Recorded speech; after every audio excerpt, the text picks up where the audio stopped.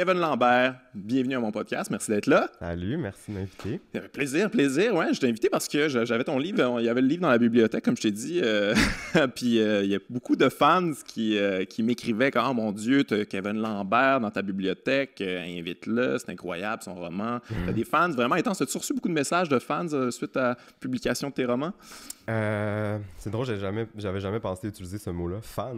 Oui, ben c'est sûr. Je sais pas si c'est très représentatif de la réalité. Non, écoute, des lecteurs, mais ouais. bon... Ben oui, mais il y a des gens qui m'ont écrit, ça fait toujours plaisir. Ouais, j'ai reçu des témoignages, j'ai reçu aussi des messages de weirdo, qui sont amusants, ouais. Ben il y a un aspect weirdo aussi dans ton roman, mais qui peut être interprété de toutes sortes de manières, j'imagine. Ben oui, les gens l'interprètent, j'imagine aussi. ouais, dans ce temps-là, comment tu dis là, que tu fais juste pas répondre ou tu bloques? Non, mais j'envoie des screenshots à mes amis, puis je réponds pas.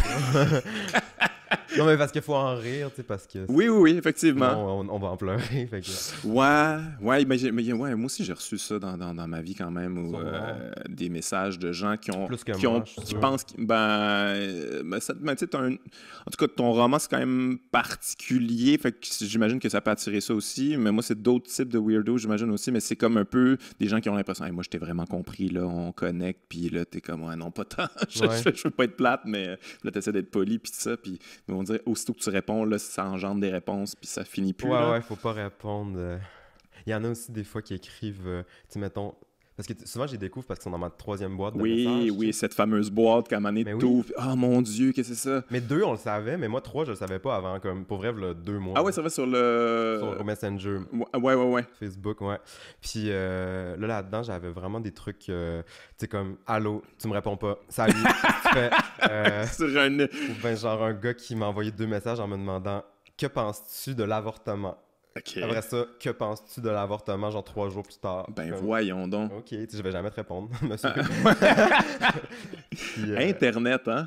Tout le monde est là, tout le monde est là-dessus, tout le monde a accès à ça, même ceux qui ça va pas nécessairement super bien. Mais moi, j'ai envie de savoir leur vie. J'ai envie, qu'est-ce qui t'amène à faire ça, tu sais? Ben, tu vas cliquer sur le profil après, c'est sûr, puis tu stalks tout ça. Ouais, mais souvent, il n'y a rien. Ouais. Ils sont comme... Ils ont l'air tu peux pas les ajouter comme amis, quand même. Non, assurément pas. Mais moi, mais tu sais, des fois, c'est comme choquant. Fait que là, les trucs un peu plus choquants de genre...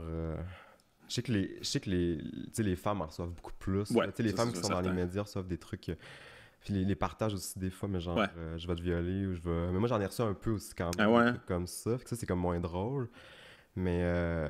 Mais des fois, quand c'est des trucs juste un peu weird, tu sais, je suis comme, qu'est-ce qui amène les gens à faire ça?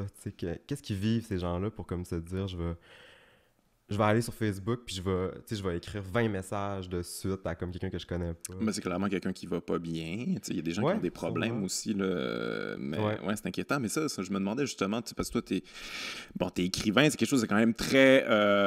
c'est très dans ta bulle personnelle. Tu fais ta petite histoire, t'es complètement comme... T'es submergé par ton histoire, t'es vraiment juste dans ta bulle. Puis là, à un moment donné, boum, tu lances ça au public, puis là, c'est comme là, ça a une réaction, ça vit là, par soi-même, puis après ça, t'es plus en contact avec les gens. T'es-tu quelqu'un t'es-tu à l'aise avec ça? Ou c'est comme... T'as envie de garder ça pour toi, puis pas nécessairement envie de trop en dévoiler? Je me demande toujours le rapport de l'écrivain par rapport à son public, parce que je trouve que c'est beaucoup de travail pour finalement que chacun le vive personnellement de son bord, mais t'as pas de... Il y a des feedbacks, mais oui et non. Je me demande comment tu le vis avec ton public. Mais vous, c'est vraiment différent, votre rapport au public, parce que, tu sais, mettons, toi, tu vas être sur une scène, puis tu vas recevoir des rires, tu sais, c'est comme une réaction directe. Mais moi, c'est l'autre extrême, ça n'a pas rapport, c'est aux 30 secondes. Puis il y a un rapport à l'exposition qui est vraiment pas le même aussi, je pense. Puis, donc, tu sais, moi, je veux dire, quand j'écris, je suis très seul, puis les réactions, c'est juste moi qui les ai, puis tout. Puis c'est comme vraiment un deuxième temps, tu sais, où les gens aussi, comme tu le dis, le vivent seul après. Puis après, là, t'as comme des entrevues, puis t'as la chance de pouvoir parler. Ben, moi j'ai cette chance-là, mais il y a plein de gens qui l'ont pas assez. Mais de pouvoir parler d'un peu ta vision de la littérature, de ce que tu veux faire, ta vision du monde.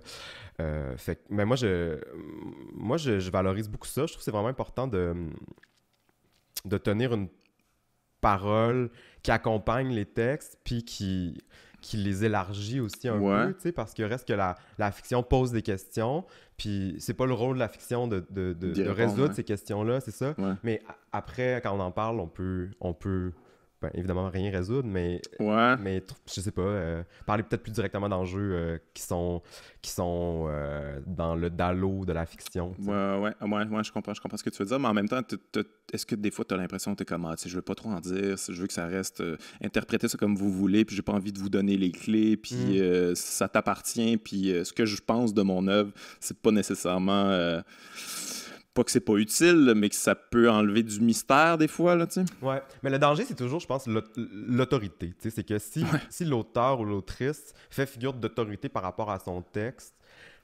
ça peut amener un problème parce que moi, je crois que l'auteur ne doit pas avoir d'autorité sur le sens du texte. Tu sais. Je pense que c'est quand même le travail de la littérature ou le fonctionnement de la littérature, il est quand même intersubjectif. C'est-à-dire que, oui, toi, tu mets quelque chose de ce que tu veux dire ou de l'ordre d'une intention dans un texte.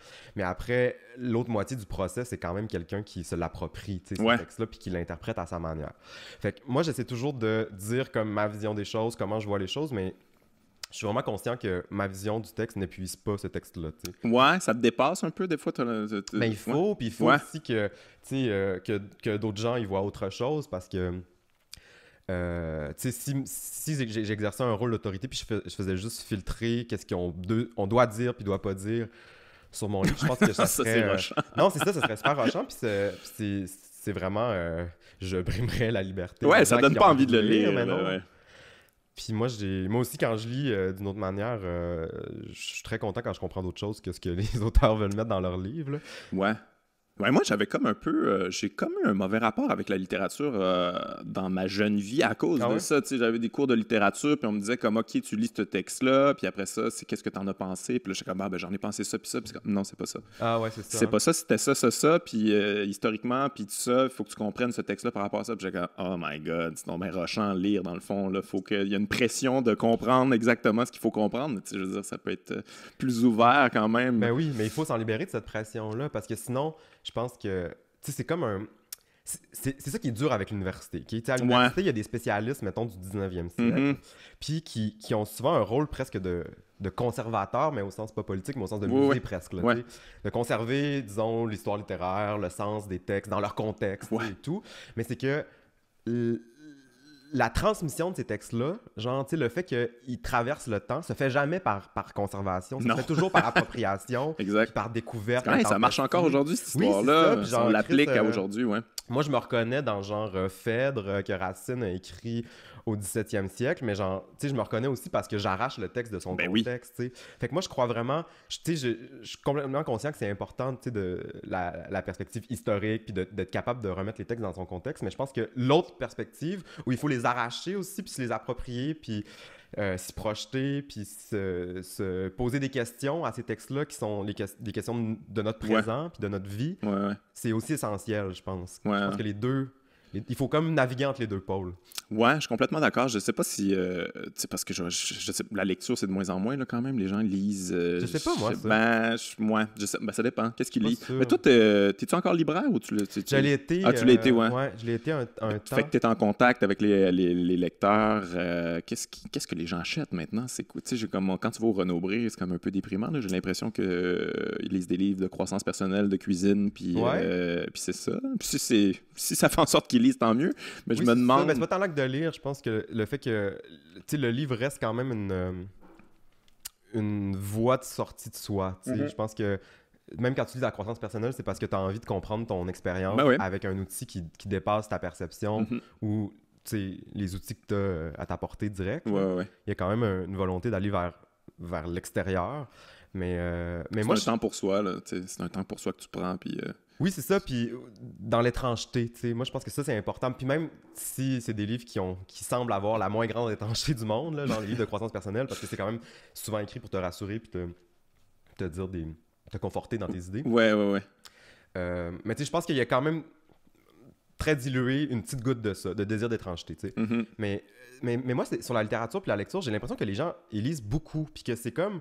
Ben, il y a dans le discours social un discours qui dit les gens lisent plus, les jeunes lisent plus, non. Il y a ce discours-là qui vient presque à créer, ça crée le problème. Le phénomène, c'est ça, à créer le problème. Puis il y a une autre affaire, c'est que il manque beaucoup de relais pour la littérature dans les médias au Québec. Il y en a. Moi, j'ai l'impression que les gens sont beaucoup plus avides de littérature puis de la parole des écrivains que les écrivains puis les écrivaines ont la chance de s'exprimer. Ben, c'est fou, hein? Moi, je vois vraiment un décalage.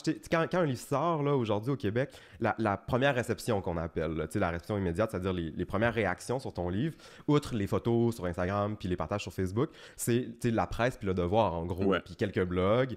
Mais ça reste que quelqu'un qui publie un livre aujourd'hui au Québec, la plupart du temps, va avoir 2 ou 3 articles qui accompagne son texte, puis qui essaie de déplier ce texte-là. Puis c'est un rôle super important, le rôle de la critique, parce que c'est l'espèce de chaîne, la courroie de transmission, l'embrayeur entre la société et le texte.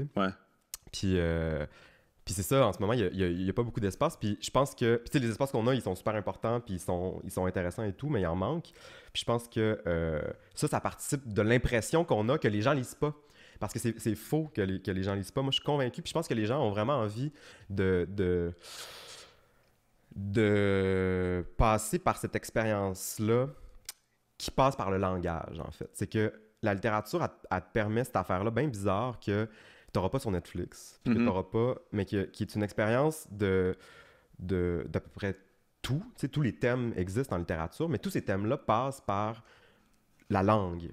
Tu sais, la langue, c'est quand même une dimension fondamentale de notre vie d'humain. Le langage, c'est ce qui nous relie, c'est ce qui fait qu'on voit les choses de cette manière-là. Tu sais, c'est quand même, on est traversé de langage. Puis pour moi, la littérature, elle a toujours eu un lien. Là, je parle de mon rapport plus personnel, là, mais peut-être que d'autres gens partagent ce rapport-là, mais elle a toujours un lien plus direct au corps, presque, parce que je me sens, moi, traversé de langage, puis que les œuvres littéraires, en particulier, sont faites de langage. Donc, sont de la même fibre que moi. Ouais. Tandis que, genre, tu sais, c'est un peu con hiérarchisé comme ça, les arts, là, mais même si j'adore le cinéma, j'adore la peinture, moi, comme écrivain, je sens un rapport moins viscéral à ces formes. Toi, c'est la langue qui vient te chercher. Hein. Oui, puis souvent, la langue décrissée, la langue brisée, la langue... tu sais, le plus troublant, c'est souvent pas la langue quand elle se tient, c'est la langue quand elle se défait. On perd la parole, tu sais. Ouais. Mais en même temps, c'est ça. Ben, je vais prendre mon expérience personnelle à moi maintenant. Mais tu sais, moi, je lisais beaucoup plus avant quand même. Je trouve que on a un rapport très déficit d'attention avec on est toujours stimulé tout le temps. Puis comme prendre le temps de lire un livre, là, comme s'installer, c'est quand même... C'est pas dans le beat actuel, mettons. C'est pas dans l'air du temps. Là, c'est rendu très punk, là, finalement. S'asseoir tranquillement pour lire un roman. Fait que ça, moi, de mon expérience personnelle, je lis un peu moins, puis c'est pas mal ce que j'entends autour de moi, mais les gens ont quand même encore beaucoup de respect pour ça, pour la lecture, pour le livre, mais j'ai l'impression que les gens ont de plus en plus de misère à l'intégrer dans leur vie. Je sais pas si j'ai raison, là, je connais pas les chiffres, là, anyway, là. Ouais. Mais les jeunes le font-tu, ça? La génération d'avant, là, prendre du temps pour lire, ou ils font sur leur téléphone, puis ça revient au même, c'est pas grave? Ou... Je sais pas qu'est-ce que font les jeunes. Tu sais, je saurais pas dire. Moi, j'étais à l'université, fait que t'as des jeunes qui sont intéressés. Là. Qui lisent vraiment beaucoup. Puis, tu sais, quand je travaillais en librairie, c'est un peu la même chose. Là. Il y avait plein de... Mais moi, je pense que il y a une forme de résistance au temps présent aussi dans le fait d'arrêter. Puis, c'est aussi que c'est vrai que le temps, des fois, on a l'impression qu'il est très assuré, saturé, que ça va vite parce qu'on a... Tu sais, le temps des réseaux sociaux, il nous paraît très rapide là, quand on le vit. Mais moi, je pense que le temps de la vie, en général, il est comme ça. Tu sais, c'est comme si...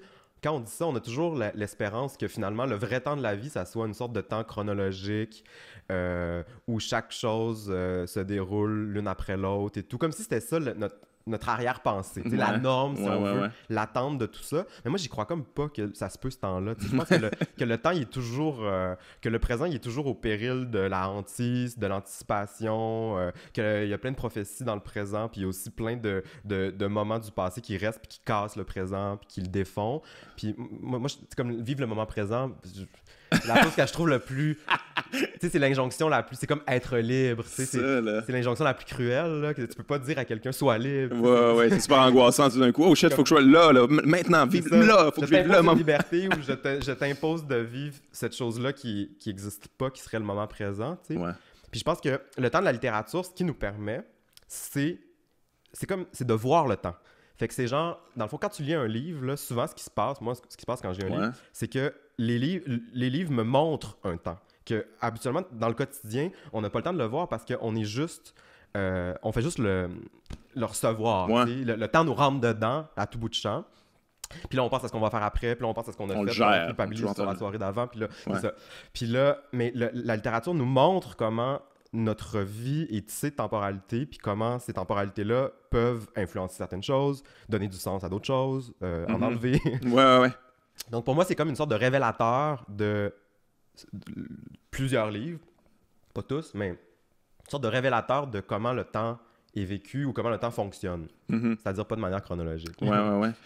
Mais c'est vrai qu'il y a quelque chose de libérateur dans la lecture. Puis je lisais récemment le dernier essai d'Alessandro Baricco, de Gaines, ça s'appelait. Puis il disait, il parle à quel point tout a été dématérialisé, sauf le roman finalement. C'est la seule affaire qui a résisté, le papier, là, cette affaire-là. À un moment donné, on pensait que ça allait disparaître là, avec les tablettes, puis tout ça. Puis finalement, ça n'a pas fonctionné. Là. Ça, c'est vraiment sans chute libre en ce moment. Puis comptez pas là-dessus. Là. Si vous avez des actions à mettre, mettez pas ça là-dessus. Là. Ça va pas si bien que ça. Puis ça a vraiment résisté finalement, puis c'est comme à peu près la seule affaire dans la culture là, finalement qui a résisté à travers le temps. C'est encore c'est encore le même format, c'est encore la même expérience à quelque part. Ouais. J'imagine que ça dit beaucoup sur la puissance de lire, là, de la lecture. Ouais, je pense que ça en dit beaucoup. Puis les ventes aussi, ils disaient que ça augmentait encore. En général. Les statistiques dans les librairies indépendantes, il me semble que, en tout cas, ça fait 2 ans, il me semble que je les vois passer, puis que c'est en augmentation. Ouais. Donc, et puis même la littérature québécoise aussi, parce qu'avant, la littérature de référence, c'était beaucoup l'américaine, la française, mais je pense que là, aujourd'hui, il y a beaucoup de gens qui vivent au Québec qui lisent la littérature. Et c'est surprenant, ça, faut le dire, quand même. Ouais, c'est hot, quand même, c'est cool. Ouais. Puis, tu sais, en tout cas. Mais oui, mais je veux juste parler du livre. Ça m'intéresse ce que tu dis, mais c'est parce que moi, j'ai l'impression que c'est comme si, en fait, tu sais, c'est pas si mauvais comme invention, le livre, tu sais. Je veux dire, comme dispositif, là, ça marche quand même, tu sais, ça tient, puis tu peux virer les pages, puis quand elles sont pas trop mal faites, ils décollent pas. Ouais. mais c'est comme si la tablette, en fait, avait pas augmenté les possibilités de la lecture, tu sais. C'est comme, c'est plus léger, ok, tu sais, il y a quelques avantages, mais il y a pas vraiment de supplément. Moi, ce que j'entendais quand ça buzzait un peu plus, là, que je chantais que ça va peut-être remplacer les gens, ce qu'ils disaient, c'est comme, hey, c'est le fun, je pars en voyage, j'ai juste ma tablette, j'ai 800 livres là-dessus, je peux bien prendre ce que je veux, si je suis indécis, j'en amène plein, puis ça se traîne bien, puis j'ai pas à flipper de pages. Pourquoi les gens veulent du choix? Tu sais, c'est tellement angoissant d'avoir du choix. Non, mais je veux dire, moi, quand j'ouvre Netflix, j'écoute pas de films parce qu'il y en a trop. Tu sais, c'est comme. Je suis bien d'accord. Je suis pas capable de choisir, mais moi, je suis balance aussi. Fait que là, je suis pas capable de choisir jamais. Ah, bon. Tu dois avoir de la misère à décider aussi. Moi, j'amène genre 4 livres en voyage. Comme, mais qu'est-ce que tu fais là? Puis là, j'ai comme juste, non, j'ai trop amené de livres. Puis c'est comme lequel? Puis là, j'en commence un. J'aurais peut-être dû pas commencer l'autre. Je commence là. Ça part. Oui, mais si t'amènes une brique anyway dans ton voyage, tu vas pas finir. C'est. Mais moi, j'ai vraiment ce problème-là. J'amène 30 livres, puis tu sais, quand je pars une fin de semaine. Là, c'est ça, exact. Juste pour avoir le choix, justement. Mais je traîne mon boulet aussi. Là, c'est mon...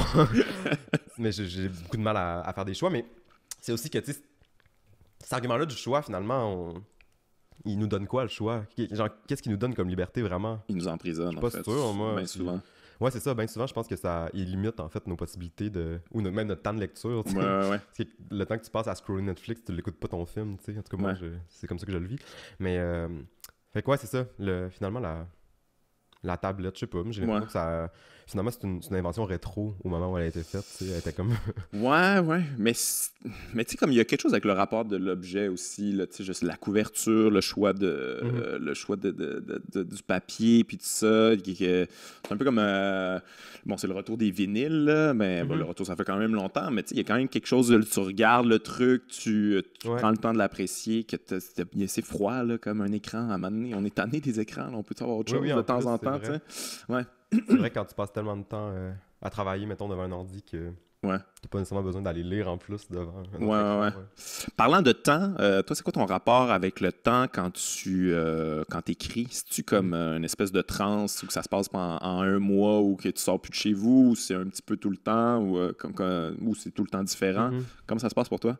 C'est très disséminé, tu sais. Idéalement, j'essaie d'avoir une régularité. Ouais. Fait que, mettons, d'écrire... j'écris plus souvent le matin. Fait que, d'écrire, mettons, à tous les matins, 4 jours semaine. Tu sais, mon idéal, c'est ça.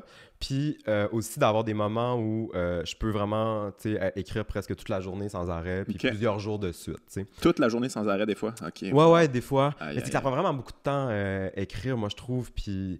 Tu sais, puis c'est que aussi le temps de l'écriture, c'est que des fois on le voit juste à cause des mauvais films sur les écrivains, on le voit juste comme comme genre t'es assis puis genre tu sors la plume, tu sais, ou récemment j'écoutais The Hours sur Virginia Woolf, tu sais, puis là je l'ai pas vu. C'est genre elle a des conversations, puis la manée, il y a une phrase géniale qui lui vient, tu sais. Je reviens. Oui, c'est ça, c'est exactement ça.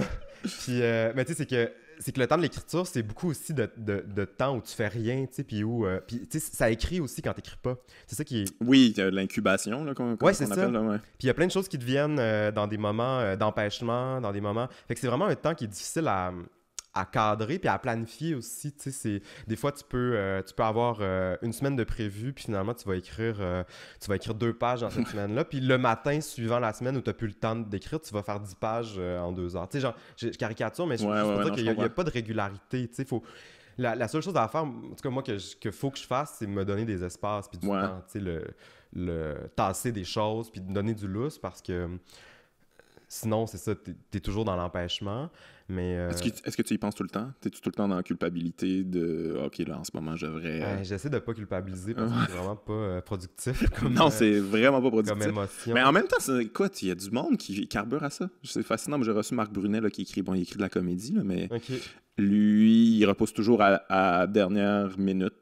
Il a besoin de sentir l'urgence, puis il a besoin de se sentir bien coupable de pas être en train de faire exactement ce qu'il a à faire. Puis là, ça sort tout seul parce qu'il drive... Mais écoute, ça a tellement été angoissant. Moi, il m'en parle, puis j'angoisse. Là. Ouais. Mais tout le monde a des techniques différentes là, aussi. Là. Mais oui, il y a toujours une forme de culpabilité quand tu le fais pas et tout, mais je sais pas, là. J'essaie d'être... Mais t'as besoin de calme, toi, en gros. T'as pas besoin de chaos, là. T'as pas besoin de te rajouter ça, là.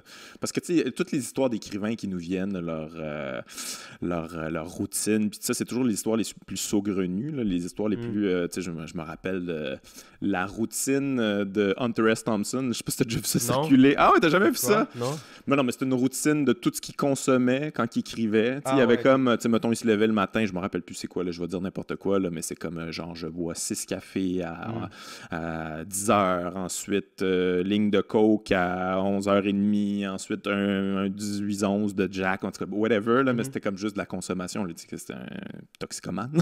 Mais c'était ça, sa routine, puis finalement, il écrivait, là, je veux dire, il écrit beaucoup, beaucoup de livres. Mais c'est bon, c'est l'extrême de ce que lui avait besoin, mais j'imagine que tous les écrivains ont besoin de quelque chose de différent. Toi, Moi, c'est beaucoup de temps, je pense, parce que j'ai besoin aussi de lire beaucoup. Je fais des recherches aussi quand j'écris, tu sais. Fait que des fois, c'est aussi de te plonger dans... Tu sais, mettons, quand j'écrivais Querelle, tu sais, il y a un des aspects du livre que c'est la langue, tu sais, québécoise ou l'oral, même du Lac-Saint-Jean. Fait que des fois, il y avait juste des moments où, tu sais, j'écoutais des vidéos sur YouTube, j'écoutais des entrevues, j'écoutais juste pour repogner, tu sais, la musique, tu sais, le son. Puis là, à un moment donné, je sentais que je l'avais pogné. Là. Fait que là, je pouvais écrire, mais des fois, c'est juste aussi de t'imbiber des choses, tu sais, de t'affecter, tu sais. Puis ça demande du temps aussi. Puis c'est... Ouais, moi, je pense que ça me prend du temps, mais tu sais, je sais qu'il y a des gens qui peuvent écrire en une semaine. C'est comme un livre, puis pas écrire après ça pendant 2 ans, puis tu sais, c'est... Ouais, c'est ça, on entend ça, là, ces histoires-là, là, je sais pas, là, Jack Kerouac qui écrit ça tout d'une shot, ou ces affaires-là, c'est souvent ça qui nous vient. Mais ouais, justement, en parlant de tes recherches, t'es quand même très précis, là, dans ton livre là, sur toute l'industrie du bois, puis tout ça, t'as-tu travaillé là-dedans? Tu connais du monde qui sont là-dedans? C'est vraiment juste des recherches que tu as faites? Parce que c'est vraiment... c'était très précis. Là, ouais, je connais des gens qui travaillent dans cette industrie-là. Mais dans le fond, ma famille, moi, vient pas mal toute... Mes deux parents, j'ai grandi à Chicoutimi, puis ils vivent à Chicoutimi encore. Mais toute ma famille vient du Lac-Saint-Jean, de Dolbeau. Puis du côté de mon père, j'ai un oncle qui travaille en foresterie. Puis lui, il m'a mis en contact avec d'autres gens. Après ça, j'ai approché d'autres gens aussi. J'ai visité une série, j'ai rencontré plein de gens qui travaillent... quelqu'un qui donne des contrats, qui est comme en haut, qui est un peu celui qui distribue entre la municipalité puis les demandeurs, je sais pas comment on dit, là, les autres boss qui ont les machines.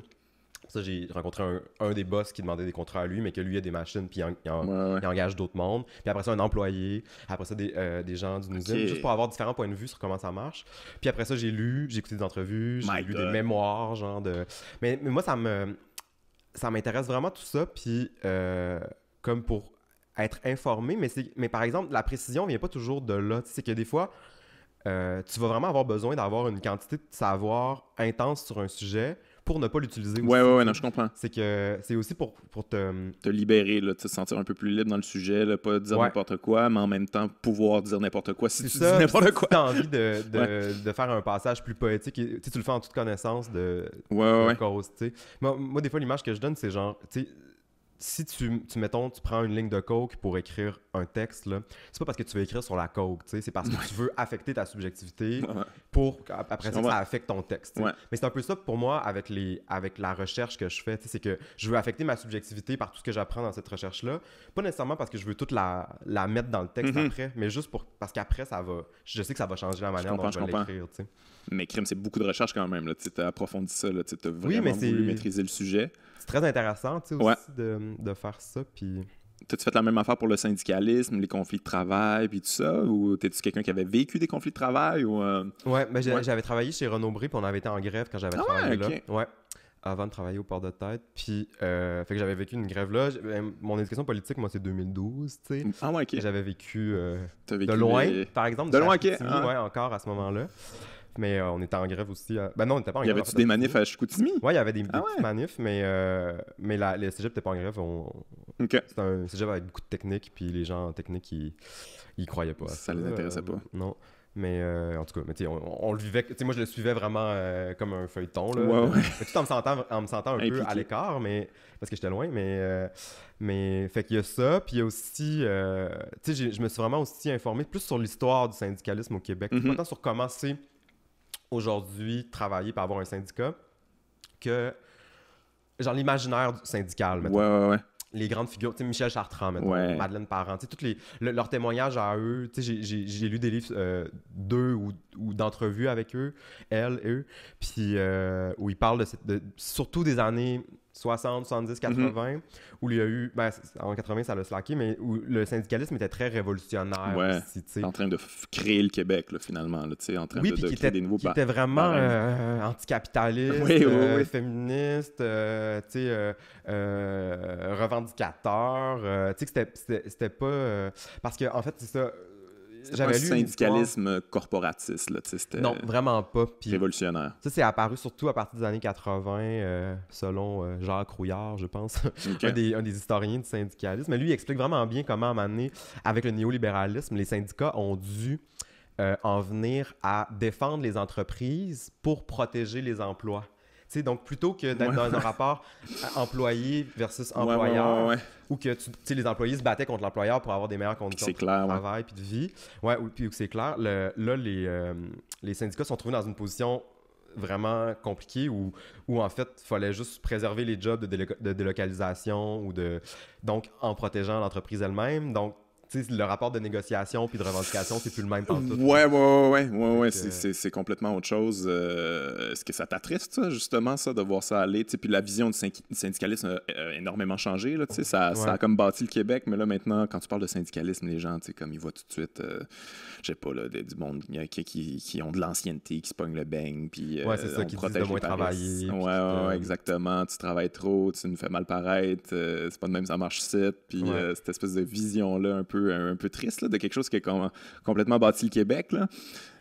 Mais moi, ça, tu sais, on m'en a conté des histoires à l'infini, là, surtout après ce livre-là. Puis souvent de gens qui sont comme, tu sais, moi, le syndicalisme dans mon milieu de travail, c'est pas tout à fait genre la révolution, là. Non! Plus, business. Mais moi, c'était voulu, tu sais, de puiser un imaginaire syndical du passé qui me parle plus. Moi, je comprends. Puis de le ramener comme au présent, mais dans une sorte d'anachronisme presque. Là, j'imagine un... Mais parce que ça reste aussi, tu sais, à la base, structurellement, ça reste un des endroits où des gens peuvent se rassembler. Il n'y en a pas tant que ça. Là, se rassembler puis demander un changement social. Là, il n'y en a pas des masses. T'sais. Non. Fait que ça reste encore un levier qui est peut-être pas assez utilisé, mal utilisé aujourd'hui. On peut débattre de ça. Mais quand même, la structure elle-même, moi, j'y crois. Puis je pense qu'elle a encore un fort ferment politique puis contestataire. Mais c'est ça. Mais j'ai eu besoin quand même d'aller puiser à des temps où le syndicalisme était plus pur. C'est moins... moins non, mais pur, maintenant, en fait. c'est des business. Ouais, non, je comprends. Mais moi, c'est des grosses business maintenant aussi qui peuvent être corrompus comme n'importe quel business. Ouais, il peut avoir ça. Ouais. Puis, mais c'est ça, oui, se penser en tout cas comme presque guerrier, puis presque... En tout cas, vraiment à l'encontre de où on en est aujourd'hui, c'est-à-dire le néolibéralisme, le capitalisme normalisé partout. J'ai l'impression qu'il y a quand même cette nostalgie-là de cette époque-là, mais des fois, ça va... Je sais pas pour toi, là, mais moi, des fois, je fais passer ça, là, les boomers, ils aiment ça nous ressortir, là, Michel Chartrand ou Pierre Falardeau, puis tout ça, mais c'est comme, hey, je pense pas que c'est ça que vous représentez en ce moment. On dirait qu'on a perdu... On s'ennuie de ça, là, cette espèce d'attitude révolutionnaire-là, mais on voudrait l'intégrer à une espèce de statu quo, conformisme, où on veut que rien change, puis tout soit la même affaire, puis d'obéir au capital quand même. Là. Il y a quand même de quoi de... On dirait qu'il y a une brisure, une cassure là, avec cette manière de voir... Ouais, mais moi, c'est pas tant par nostalgie, je pense. C'est plus par... tu sais, je cherche dans le monde des choses qui me parlent, tu sais, puis ces choses-là, ils peuvent être au présent comme ils peuvent être au passé, puis je veux dire, ils pourraient être aussi au Moyen-Âge, ces choses-là. Tu sais, je veux dire, c'est pas tant... tu sais, mon discours, c'est vraiment pas de dire revenons aux années 60, tu sais. Non, je comprends. Ou c'était mieux avant, ou c'était... C'est pas tant ça, c'est juste, tu sais, de constater que ce mouvement-là a existé au Québec, puis de le réactualiser à ma manière, tu sais, d'en hériter, c'est-à-dire de sélectionner aussi ce qui m'intéresse puis ce qui m'intéresse pas, tu sais. Ouais.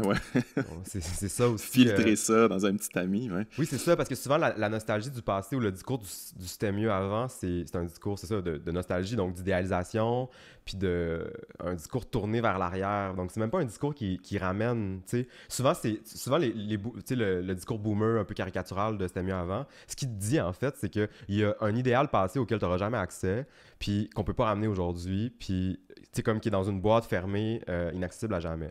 Mais moi, mon travail, c'est pas ça. T'sais, en tout cas, ça n'a pas été ça avec le syndicalisme, ça a plutôt été de genre aller fouiller dans les boîtes, puis ramasser des trucs qui m'ont intéressé, puis de les amener au présent, puis de dire, tu sais, qu'est-ce qu'on peut faire avec ça aujourd'hui dans la fiction, quelles questions politiques ça peut poser encore à notre temps, tu sais. Parce que c'est ça, je pense qu'il faut vraiment travailler à trouver un chemin entre le « c'est mieux avant », qui est ni le « c'est mieux avant », puis qui est ni le après moi le déluge, où genre il n'y avait rien avant, où on s'en fout de tout avant, tu sais, d'effacer en fait, tu sais, faut comme trouver quelque chose qui est ni dans l'idéalisation puis dans la nostalgie, puis qui est ni dans l'effacement puis dans la pure rupture, parce que c'est pas plus fructueux, je trouve, de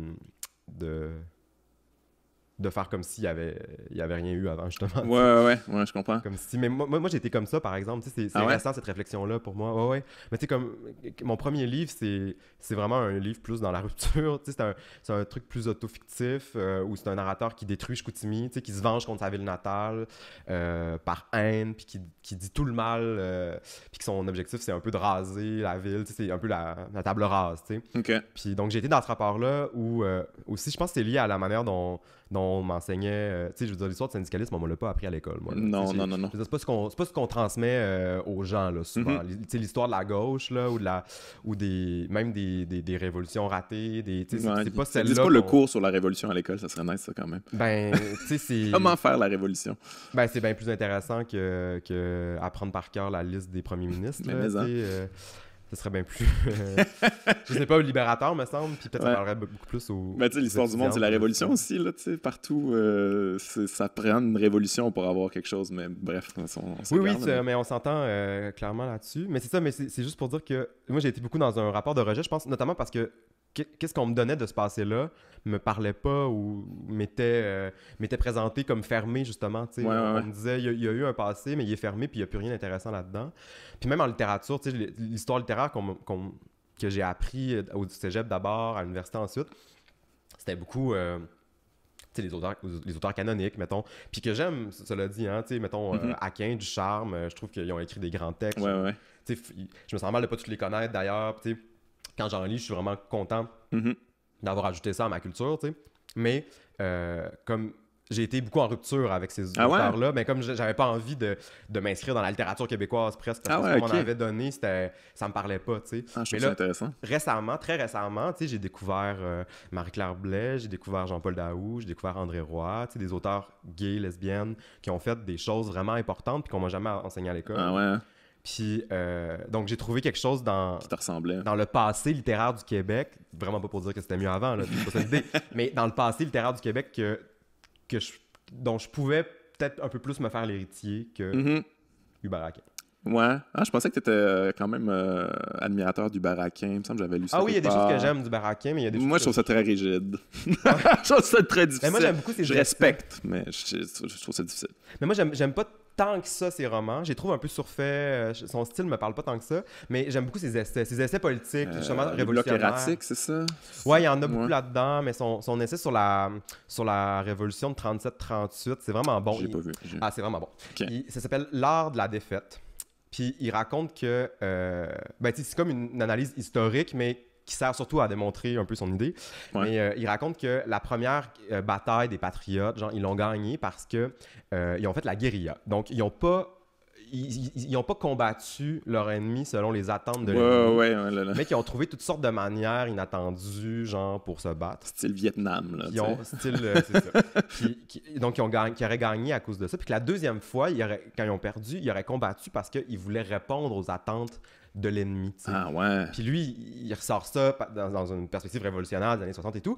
Mais moi, je trouve ça vraiment intéressant, cette idée-là. De quand tu... Puis même, j'en parle un peu dans Querelle, mais de comment lutter en ne jouant pas le rôle de l'ennemi qui est attendu, tu sais, en remplissant pas la case que le pouvoir aménage pour la résistance, tu sais, parce que souvent c'est ça, c'est que le pouvoir, le capitalisme va nous faire un petit carré de sable puis va nous dire voilà l'espace de résistance, vous pouvez faire ce que vous voulez dans ce carré-là, tu sais, mais tant que ça reste là, être le chroniqueur de gauche au Journal de Montréal, là, en gros, là, comme ça c'est mon carré de sable, moi être ce que vous attendez de moi là, finalement, là, tu sais, au lieu d'essayer de prendre par surprise par ailleurs. Là. Oui, c'est ça. Puis moi, je pense qu'il faut travailler pour renverser le capitalisme, à trouver yes! Non, mais à trouver des formes de guérilla métaphoriques, là, tu sais. Qui sont pas... Mais pour en revenir un peu au boomer, j'ai trouvé ça intéressant dans ton livre, justement, parce que tu prends un peu, c'est ça, le discours du passé, un peu révolutionnaire, puis tout ça, mais tu le saupoudres de sexisme, d'homophobie, de racisme et tout ça. Pourquoi tu avais envie de faire ça? Pourquoi tu avais envie de... Parce que moi, je trouve ça super intéressant parce que c'est quelque chose que je trouve quand même actuel. Je trouve que des fois, ces idéaux-là ont été pervertis ou peut-être ont été mal compris. Je ne sais pas trop pourquoi on en est arrivé là. Peut-être que c'est à force d'avoir perdu des luttes, il y a une espèce de frustration par rapport à ça, où on ne sait plus à quoi s'accrocher, puis advienne que pourra. Mais pourquoi tu as fait ce choix-là, toi? Ouais, c'est ça. Ben, tu fais référence au personnage de... pas le directeur, mais le leader. Le leader, merci, syndical, qui s'appelle Jacques Fauteux. Ben lui, c'est ça, il est très révolté, mais à la fin, on se rend compte que sa révolte, c'est aussi contre les immigrants, contre les tapettes qui ont pris le pouvoir de la télé, puis les femmes qui ont pris les jobs d'hommes. Donc, tu sais, il sort un discours complètement raciste, réactionnaire et tout. Puis son discours, je le mets dans le manifeste c'est comme une réécriture du manifeste du FLQ. Oui, exact.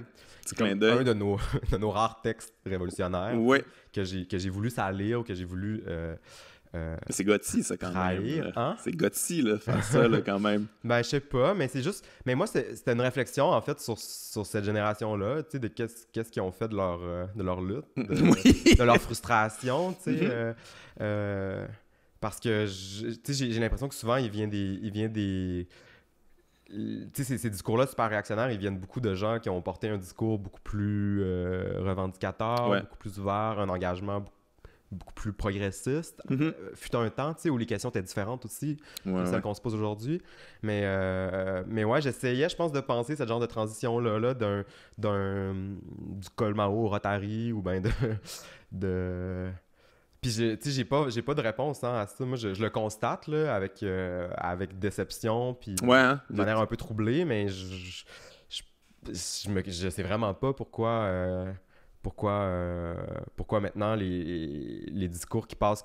Ben, parce que c'est aussi ça que j'ai constaté en lisant beaucoup des commentaires sur Facebook ou en écoutant les gens à la radio, whatever, mais que les discours intolérants aujourd'hui se patinent souvent d'un vernis révolté, tu sais. Oui. Qui emprunte la rhétorique de la révolte, puis de l'insoumission, puis tu sais, qui sont une rhétorique qu'habituellement on associe à la gauche. Oui, on a fini de se faire piler dessus, on se tient debout au Québec, on était à plat ventre assez longtemps, puis tout ça, mais c'est ça, ça vient beaucoup de frustration dans le fond, d'avoir perdu beaucoup de batailles, j'imagine, je sais pas trop. Peut-être que ça vient de frustration d'avoir perdu des batailles. Peut-être que ça vient... Je pense aussi que, moi, à mon avis, il faudrait se demander pourquoi les gens choisissent de prendre cette rhétorique-là. Qu'est-ce qu'elle leur donne, cette récupération-là? Qu'est-ce qu'ils veulent récupérer d'autre de manière peut-être inconsciente?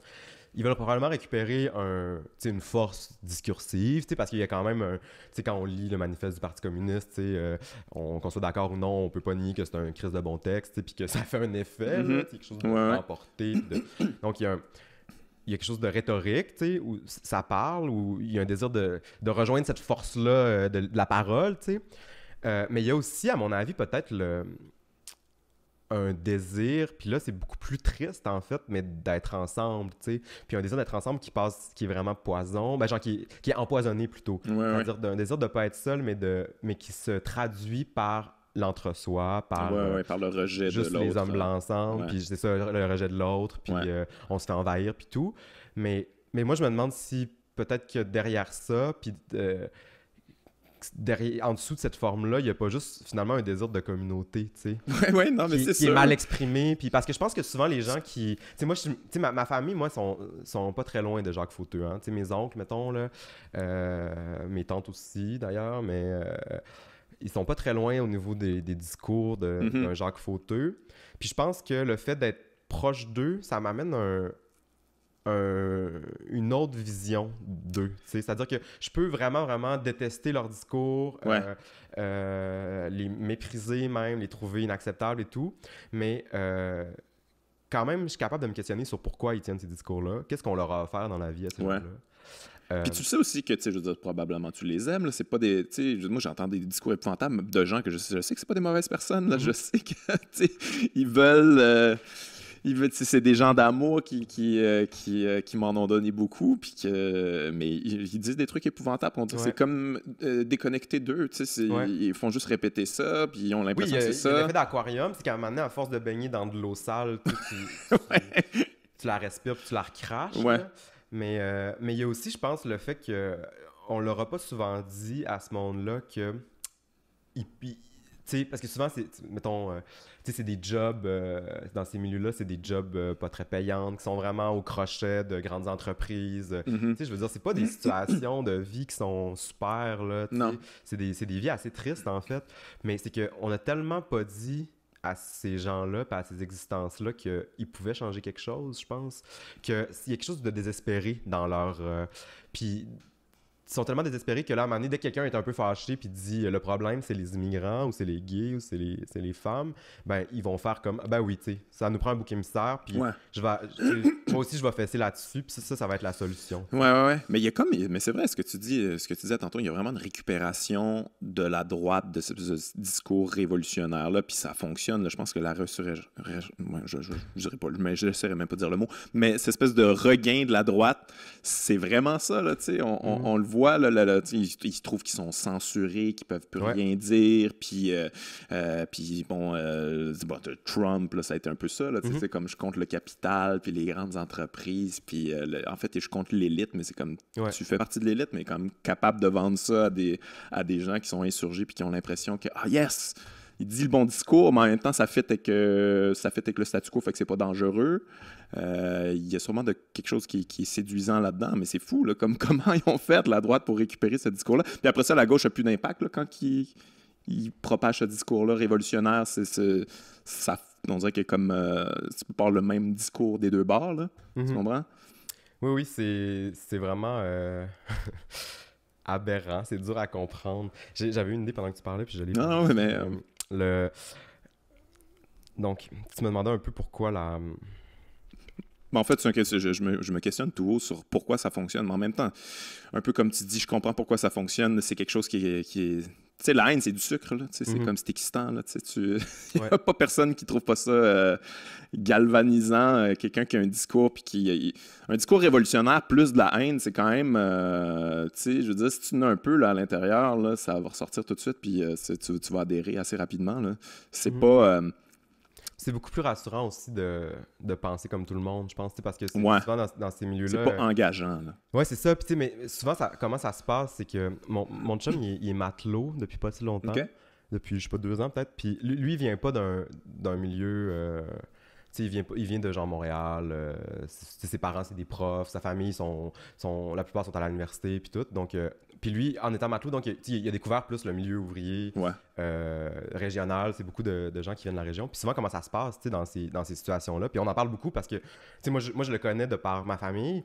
Puis lui, il le découvre. Fait que on peut en parler. Puis ce qu'il a constaté, lui, c'est que souvent, ça passe par... il y a juste quelqu'un qui va dire un truc raciste. Puis finalement, mettons, est-ce que les autres sont vraiment d'accord ou c'est juste plus facile de rire puis de se taire, tu sais? Oui. Souvent, il y a ça, tu sais, c'est juste que c'est tellement plus facile de penser... C'est tellement plus dur, en fait, de penser par soi-même, tu sais, que de juste accepter les choses. Mais je sais pas si tu l'as déjà fait en famille ou n'importe où, là, comme confronter le discours... C'est pas si long que ça que ça tombe dans le peu importe. Y a pas c'est pas backé finalement. Là. C'est pas très, très réfléchi. Ils ont une couple de trucs là, qui vont te sortir. Puis là, à un moment donné, tu fais comme moi, mais c'est comme ça tient sur rien. C'est complètement absurde. Puis là, ils passent sur un autre sujet. Puis ils sont juste fâchés de ça. Là, mais c'est ça, c'est pas intellectuellement abouti, là, mettons. Là, t'sais. Non, puis tu sais. Je veux dire, moi aussi, je me considère comme un mauvais débatteur dans ces situations-là. Ouais, je deviens motif. Puis, tu sais, des fois, je sais pas, ils me sortent des chiffres inventés, là, on s'entend, ou que genre... Genre la dette, tu sais. Puis moi, j'ai pas les armes intellectuelles pour parler de la dette. Tu sais, genre, je connais pas tant que ça, ce sujet-là, puis tout. Genre, tu sais, c'est comme... Tu sors la dette pour, comme... au fin fond d'un coin d'argument, genre... Tu sais, ça a plus aucun rapport, mais... Non, mais moi, j'ai... Ça aussi, c'est dur de pas pouvoir avoir de dialogue, en fait, tu sais, Moi, c'est rare que j'ai trouvé un terrain d'échange, tu sais, qui était stimulant avec mes oncles, mettons, avec ma famille, qui pensent comme ça, tu sais. C'est plate, mais c'est le même, là, mais... Mais c'est triste, ça, quand même, parce que, tu sais, des fois, tu fais comme, mais mon Dieu, tu sais, comme... Haïssez-vous, là, finalement. C'est comme tout ce que vous haïssez, c'est moi. Dans votre discours, là, les artistes, je sais pas, le whatever, là, mais voyons donc, c'est vos enfants, c'est vos petits-enfants, c'est ceux qui tu sais, moi, c'est ça que j'ai trouvé vraiment difficile, puis qui m'a laissé quand même une cicatrice, je te dirais, le printemps érable, puis tout ça. l'espèce de casse. Tu sais, les jeunes, ils disent quelque chose, c'est eux autres le futur. Là. Tu sais, comme whatever ce qu'ils veulent, c'est eux autres qui veulent construire le monde de demain. Laissez-les, là, même si t'es pas d'accord. Tu sais, aie au moins l'humilité en tant que plus vieux de faire comme écoute, moi j'ai eu mes luttes, j'ai eu mes affaires, c'est à votre tour. Là. Moi, qu'est-ce que je fasse? Mais non, c'est comme non, on vous refuse ça, vous êtes des bébés gâtés. C'est comme c'est vous qui nous avez élevés. C'est quoi le problème? C'était absurde quand même. Mais moi, je l'ai vécu de la même manière. C'est ça, genre, comme toute une société qui dit à sa jeunesse, on veut pas vous entendre, tu sais. On veut pas savoir qu'est-ce qui vous préoccupe. C'est pas vous là, qui tripiez sur Harmonium, on a mis un enfant au monde, on aurait peut-être l'écouter. Là. C'est quoi votre problème? Oui, c'est ça. Et après ça, ils vont l'écouter à la maison. Ouais, mais le cirque Harmonium, oh mon Dieu, c'était bon dans le temps, mais t'écoutais pas les paroles finalement. Là. C'est comme le monde de droite. Là. Il y a Rage Against the Machine à Québec, puis le monde de droite, il capote. C'est comme, mais écoutez-vous les paroles? Ouais, je savais pas que ça pognait. Ah ouais, non, mais c'est très rock metal, puis ils aiment bien ça. Là, ils parlent pas anglais peut-être. Il y a probablement beaucoup de ça. Mais moi, je viens de Québec. Ouais, ça d'ailleurs, je trouve ça intéressant parce que toi, tu viens de Chicoutimi, tu parles t'essaies de bien présenter la région d'une manière quand même réaliste, là, comme c'est pas juste négatif non plus, là, tu sais. Mais ça me fait penser que vous avez ça, vous avez Radio X. Ah oui. Moi aussi, j'ai vécu là-dedans, je viens de Québec. Ouais. Ça avait-tu un impact négatif? C'est-tu pareil à Chicoutimi? Ce genre de radio-là, ça mène-tu le discours, en fait? C'est ce que je me demandais. Oui, assez. Ça ressemble assez à Québec. Il y en a moins, je pense, en quantité. Là. Ouais. Mais moi, je me souviens, quand j'étais genre au primaire, mon père allait me porter à l'école, genre, puis tous les matins dans l'auto, on écoutait Kik, tu sais. Ouais.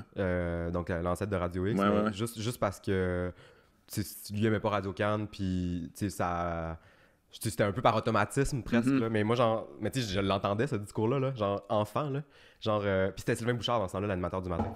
Là il est rendu à Québec justement, mais c'est un des pires là, tu sais, c'est incroyable. Tu savais qu'il avait déjà fait de l'humour lui, je pense. Ah ouais. Il était en duo avec Laurent Paquin. OK, mon Dieu. Mais il se parle très drôle.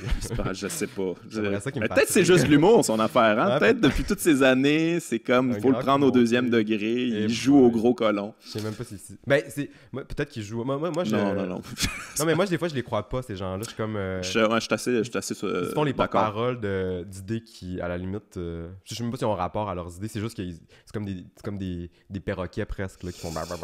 Mais en fait, des fois, ils comprennent ce qui va créer la polémique, puis ils comprennent ce que le petit monde, là, entre guillemets, veut entendre, puis des fois, je les crois zéro que c'est ça qu'ils pensent pour vrai, parce que des fois, c'est quand même très évident. Là. Je donne souvent l'exemple que quand Bob Bissonnette est décédé, là, c'est un espèce de chansonnier, un peu, tu sais, c'était pas mal miso, là, son affaire. Okay. Là, je veux dire, c'est bien triste là, ce qui est arrivé. Là, mais il chantait pour c'est ça, le vrai monde, puis tout ça. Il se saoulait en show, puis les filles sont folles, puis tout ça. C'était ça la patente. C'est correct, là, il vivait son truc. Là. Mais là, c'est ça, il est décédé dans un accident tragique. Puis là, Sophie Durocher avait écrit un long article disant que il était féministe, non? Non, mais que la disque aurait dû y rendre un prix, puis ils l'ont toujours boudé parce que dans le fond, il boude le petit peuple, mais que ses tunes c'était extraordinaire, puis c'était des vers d'oreille, puis ça, c'est comme, hey man, même genre ceux qui trippent là-dessus comprennent que c'est pas quelque chose qui aurait dû gagner contre Pierre Lapointe ou whatever, là, c'est pas ce niveau-là, puis ça n'a jamais eu cette prétention-là, puis toi, tu fais semblant qu'il y a une grande injustice, puis là, c'est l'élite du plateau, machin, qui méprise un chansonnier, puis là, il crée une espèce de clivage, il crée une confrontation qu'il n'y avait pas pantoute, là. Puis là, le monde, il est ça, c'est vrai, ça, ils ont toujours méprisé la musique que j'aime, puis ils méprisent moi, puis c'est quoi leur problème, mais c'est sûr qu'elle pense pas ça pour vrai, c'est impossible, là, tu sais. Ouais. Mais il faut s'en trouver des injustices, il y en a pas assez, tu sais. Il y en a plein! Faut l'inventer, tu sais. Il y en a plein! Non, mais je veux dire, c'est tellement... Mais c'est ça, c'est fou comment, genre, c'est ça, les gens de droite, ils parlent d'injustice, justement, mais des injustices décoratives, genre fausses, comme celles que tu décris, ou genre même, leur tour de magie, tu sais, un des plus grands tours de magie, c'est se faire passer pour des victimes, tu sais. Oui. C'est que souvent, pouf, ils deviennent par un twist rhétorique, là, des victimes, puis c'est eux qui sont victimisés par les vraies victimes, tu sais, genre... C'est fou, hein? Ouais, c'est comme une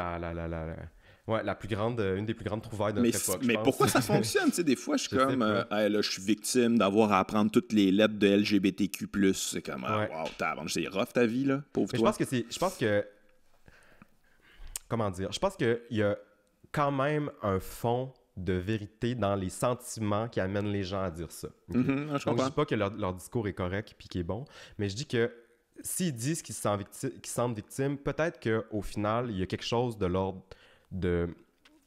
je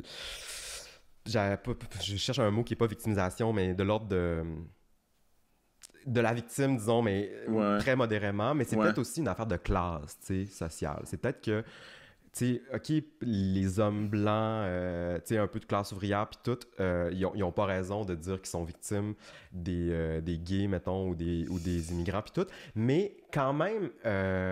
genre, ils se font exploiter, ce monde-là. Il y a du monde qui font, genre, des milliards, puis qui payent pas d'impôts, puis que, tu sais...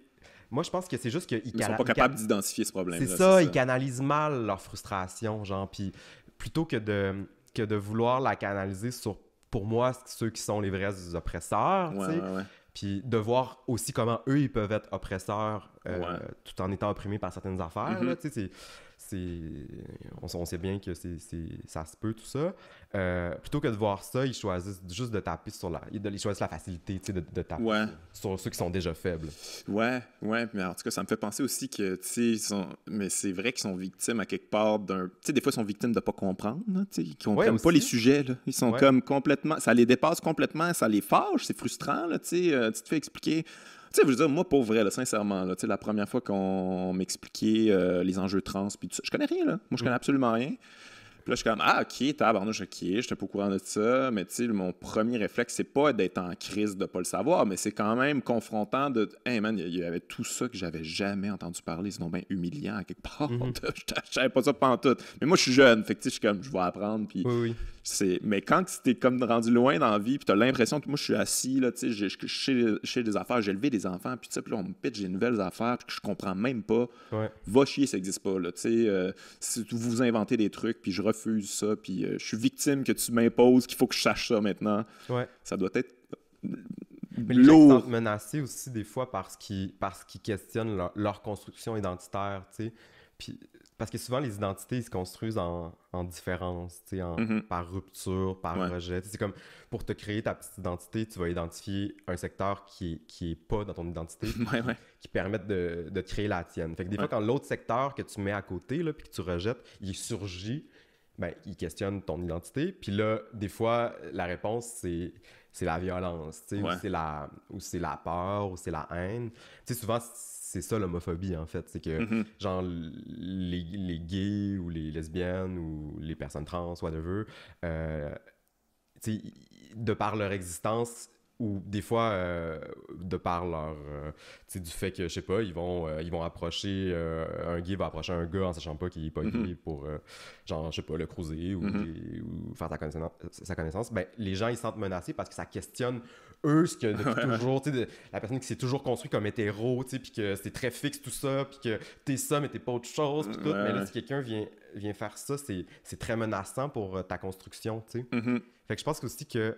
Puis ça part aussi de nous, là, tu sais, moi, je pense que, tu sais, nous, il faut aussi avoir ça par rapport à bien d'autres affaires, mais de toujours garder une sorte de souplesse par rapport à ses constructions personnelles, tu sais. Ouais, je comprends, mais écoute, je trouve que des fois, c'est pas trop évident quand ça vient avec justement là, de la haine puis des affaires bon, tu sais, des fois ça peut être carrément de la violence puis ça c'est inacceptable là, mais tu sais des fois c'est difficile là, de donner du lousse à quelqu'un qui est en train de propager de quoi de très très dangereux, tu sais. Non, des fois il faut pas, puis des fois tu sais il y a vraiment des circonstances, mais c'est plus dans comment on vit la différence que j'essaie de questionner. Puis après ça, dans les discours de haine, plus clairement, puis comment ils sont propagés, puis comment ils existent, puis ils sont véhiculés, je pense qu'il y a vraiment des moments où il faut que des gens se taisent, tu sais. Mais après ça, c'est pas comprendre, tu sais, faire ça. Donc je pense que ça prend les deux gestes. Tu sais, ça prend des fois des moments où on dit comme ta gueule, ça c'est inacceptable. Puis aussi des moments où on se demande pourquoi il y a autant de gens qui disent ça, tu sais. Puis moi, je le vois d'un point de vue très littéraire aussi, tu sais. C'est que c'est ça que peut faire le roman, en fait, tu sais. Donc là, j'en parle en général depuis tantôt, mais je pense que je pense toujours en littérature, malgré tout. Puis une des grandes leçons, moi, en tout cas des romans qui me tiennent à cœur, c'est ça, tu sais, c'est que même le pire peut, sans être excusé, être... on peut essayer de l'expliquer, du moins, puis essayer de comprendre comment il est pas si loin de nous, donc ce pire-là. Ouais, non, mais c'est ça, la force de la littérature, différents points de vue, voir la même chose d'un point de vue différent. En ce moment, il y a une pièce qui joue à l'Espace Go, Soif, matériaux, à partir du cycle de Marie-Claire Blais, le cycle de Soif. Moi, c'est un de mes romans préférés, là, de tout court. C'est 10 romans, là, mais je trouve ça extraordinaire. Puis, tu sais, une des grandes leçons, puis moi, ça m'a vraiment, je pense que ça a changé ma vie, ce cycle-là. Ouais, vraiment. Puis ma vision, notamment, d'enjeux comme ceux-là, tu sais, parce qu'avant, j'étais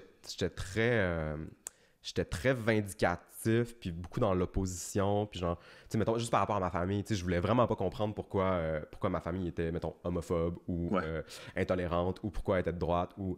Donc, j'étais juste dans un rapport de fermeture, puis de rupture, puis des textes comme ceux-là m'ont ouvert une brèche de désir de compréhension, tu sais, de désir de, comme, tu sais, on reste des humains, là, puis pourquoi est-ce qu'il y a des gens qui pensent comme ça?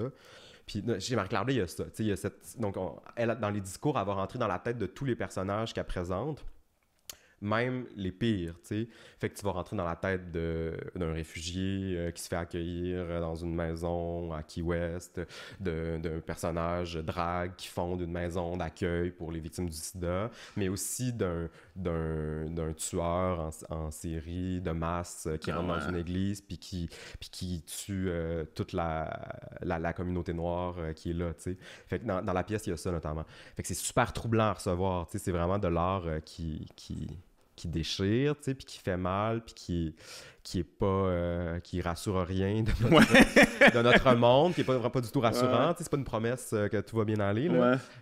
Mais ce qui est fou de cette femme-là, de cet auteur-là, c'est que elle va jusqu'à essayer de comprendre les motivations des gens qui font ça, tu sais. Ce qu'elle nous dit, c'est ça participe de notre monde, tu sais. Il y a des enfants qui naissent au même endroit, puis il y en a qui deviennent des grands syndicalistes. Puis il y en a qui deviennent des tueurs en série. Puis ces deux existences-là, il faut les comprendre dans notre société, si on veut comprendre quelque chose de ce qui se passe. Puis moi, je trouve que cette réflexion-là, elle est quand même... est importante. Ouais, mais c'est ça, c'est difficile, puis c'est confrontant. Ah oui, c'est difficile, mais c'est toujours dur, hein? La politique, puis là... Ouais. Mais c'est ça, c'est comme comprendre le pire. On dirait que des fois, j'ai l'impression que je veux pas aller là, parce que je veux peut-être pas le comprendre non plus. Je veux peut-être pas...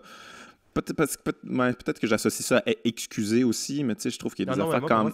Non, je comprends totalement. Excuser puis comprendre, c'est deux... deux planètes, là. Ouais. C'est peut-être pour ça le grand succès des... Là, il y a beaucoup de séries documentaires sur les criminels où on essaie de comprendre les criminels, qu'est-ce qui se passe dans la tête d'un criminel, son enfance, puis tout ça. C'est assez troublant, regardez ça. Mais je sais pas pourquoi ça pogne autant, ça. Ouais, moi, je les ai jamais écoutés, ces trucs-là, fait que je pourrais pas... Mais il y a peut-être de ça, d'un désir... Mais tu sais, je veux dire... En tout cas, si c'est ça, si ça part d'un désir vraiment de comprendre l'autre, tu sais. C'est peut-être juste un voyeurisme morbide aussi. C'est un voyeurisme morbide aussi, tu sais. Mais parlant de comprendre puis de littérature, qu'est-ce que t'as pensé, toi, de l'affaire Gabriel Matineff? T'as-tu suivi ça un peu? Oui, ben oui. Ça, j'ai trouvé ça. Il y a quelque chose là-dedans de... Tu sais, je veux dire, lui, complètement bad, là, on s'entend, là, je veux dire, la justice devrait s'occuper de ça. Mais après ça, là, j'ai vu beaucoup de commentaires de gens comme, tu sais, ses livres, bannissons ses livres, blablabla, puis tout ça, puis j'étais comme... Je savais pas où me positionner par rapport à ça, parce que, tu sais, comme tu disais, la littérature la plus puissante, pour moi, c'est comme quand je rentre... Tu sais, là, on est quand même dans l'intérieur de la tête d'un pédophile, là, quand tu lis ces trucs. Mais lui, c'est là, c'est parce que c'est vrai. Non, mais c'est ça, mais je comprends. Mais tu sais, mettons qu'on n'aurait jamais su. OK? Qui fait ça dans la vie. Puis lui, c'était bien trop open. Là. Il en parlait dans les entrevues. Puis ça. Mais mettons qu'on n'avait jamais su, on le sait pas. On pense que l'auteur, lui, il écrit une fiction. Puis c'est ça qu'on lit, tu sais. Ça reste le même roman, là, mais là c'est acceptable parce que là, on rentre dans la tête de quelqu'un qui est un personnage. En tout cas, je me suis posé des questions par rapport à ça. Parce que, tu sais, toi, dans ton livre, quand même, il y a des tu sais, je veux dire, le personnage principal est quand même abusif. Il y a des jeunes garçons là-dedans. Mais, tu sais, on sait que toi, c'est pas ce que tu vis. Fait que c'est... Non, mais c'est correct, là, tu sais, mais je me questionnais quand même par rapport à ça, de jusqu'où la littérature peut aller... par rapport à la vie personnelle. Il y a beaucoup de questions. Je vais essayer beaucoup de questions. Toutes y répondre.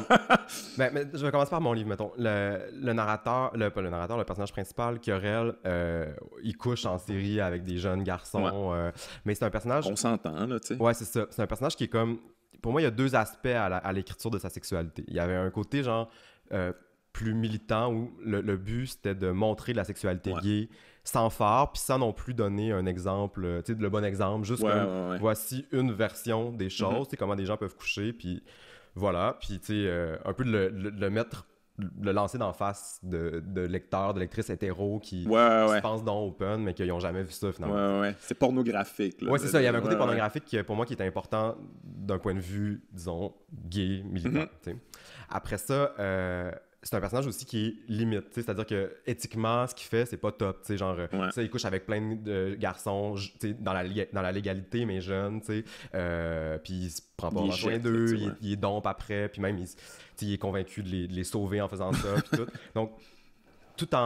Donc, c'est ça, il y avait un côté militant comme ça, mais il y a aussi une sorte de lecture ou d'interrogation d'un rapport à la sexualité très consommateur, très néolibéral, presque.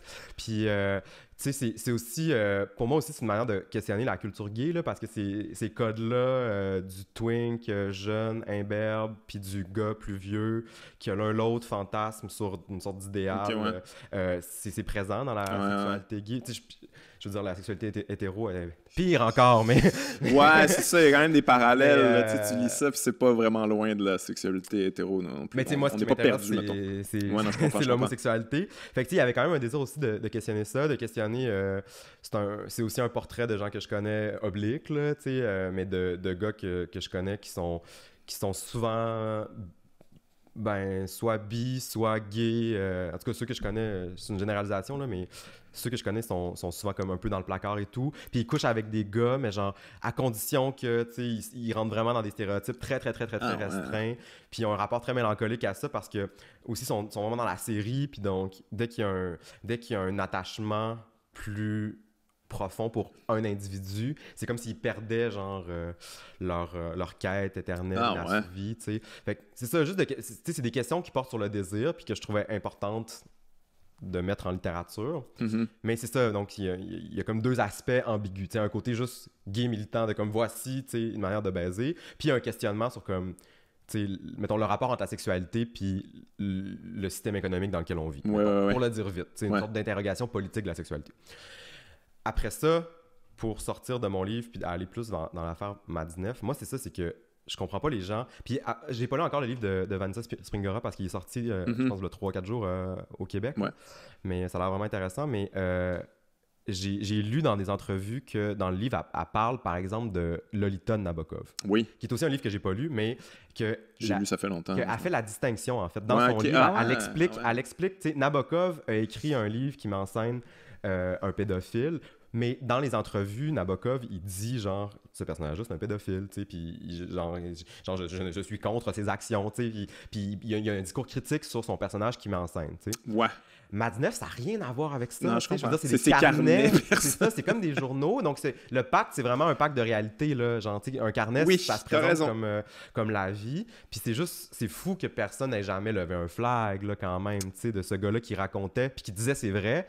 Tu sais, genre, voici comment je m'y prends pour les ramasser dans les cours d'école. Oui, c'est tout le grand écrivain, tu sais. C'est assez fascinant, mais ouais, puis il y a eu Bernard Pivot là, qui a écrit un tweet, là, je me rappelle plus exactement ce qu'il disait, mais en gros, c'est l'époque, puis tout ça, puis... mais il y a quelque chose que je comprends pas, là. Il y a l'air d'avoir quelque chose dans la culture littéraire française qui a l'air fucked up quand même, où on excuse bien des choses. Moi, j'entendais Frédéric Becbédé dire que ça venait du fait que, tu sais, à l'époque, on avait... quand même condamné des œuvres, puis on était un peu frileux maintenant de condamner des individus par rapport à leur œuvre. Fait que, puis ça on s'est rendu au bout de ça, puis ça explose avec ça, mais... mais il y a plein d'écrivains qui ont écrit des trucs atroces, qui sont la fiction, puis qui sont encore lus, là. Tu sais, c'est pas une affaire d'époque, là. C'est juste que le pacte de réalité, c'est pas le même que la fiction, genre. C'est juste ça, tu sais, c'est juste... Le gars, il écrit sa vie, puis il dit que c'est sa vie, puis en plus, il fait des essais. Tu sais, aussi, le pacte de l'essai, c'est pas le même que celui de la fiction. Tu sais, l'essai, généralement, c'est que tu parles d'un sujet en ton nom, tu sais.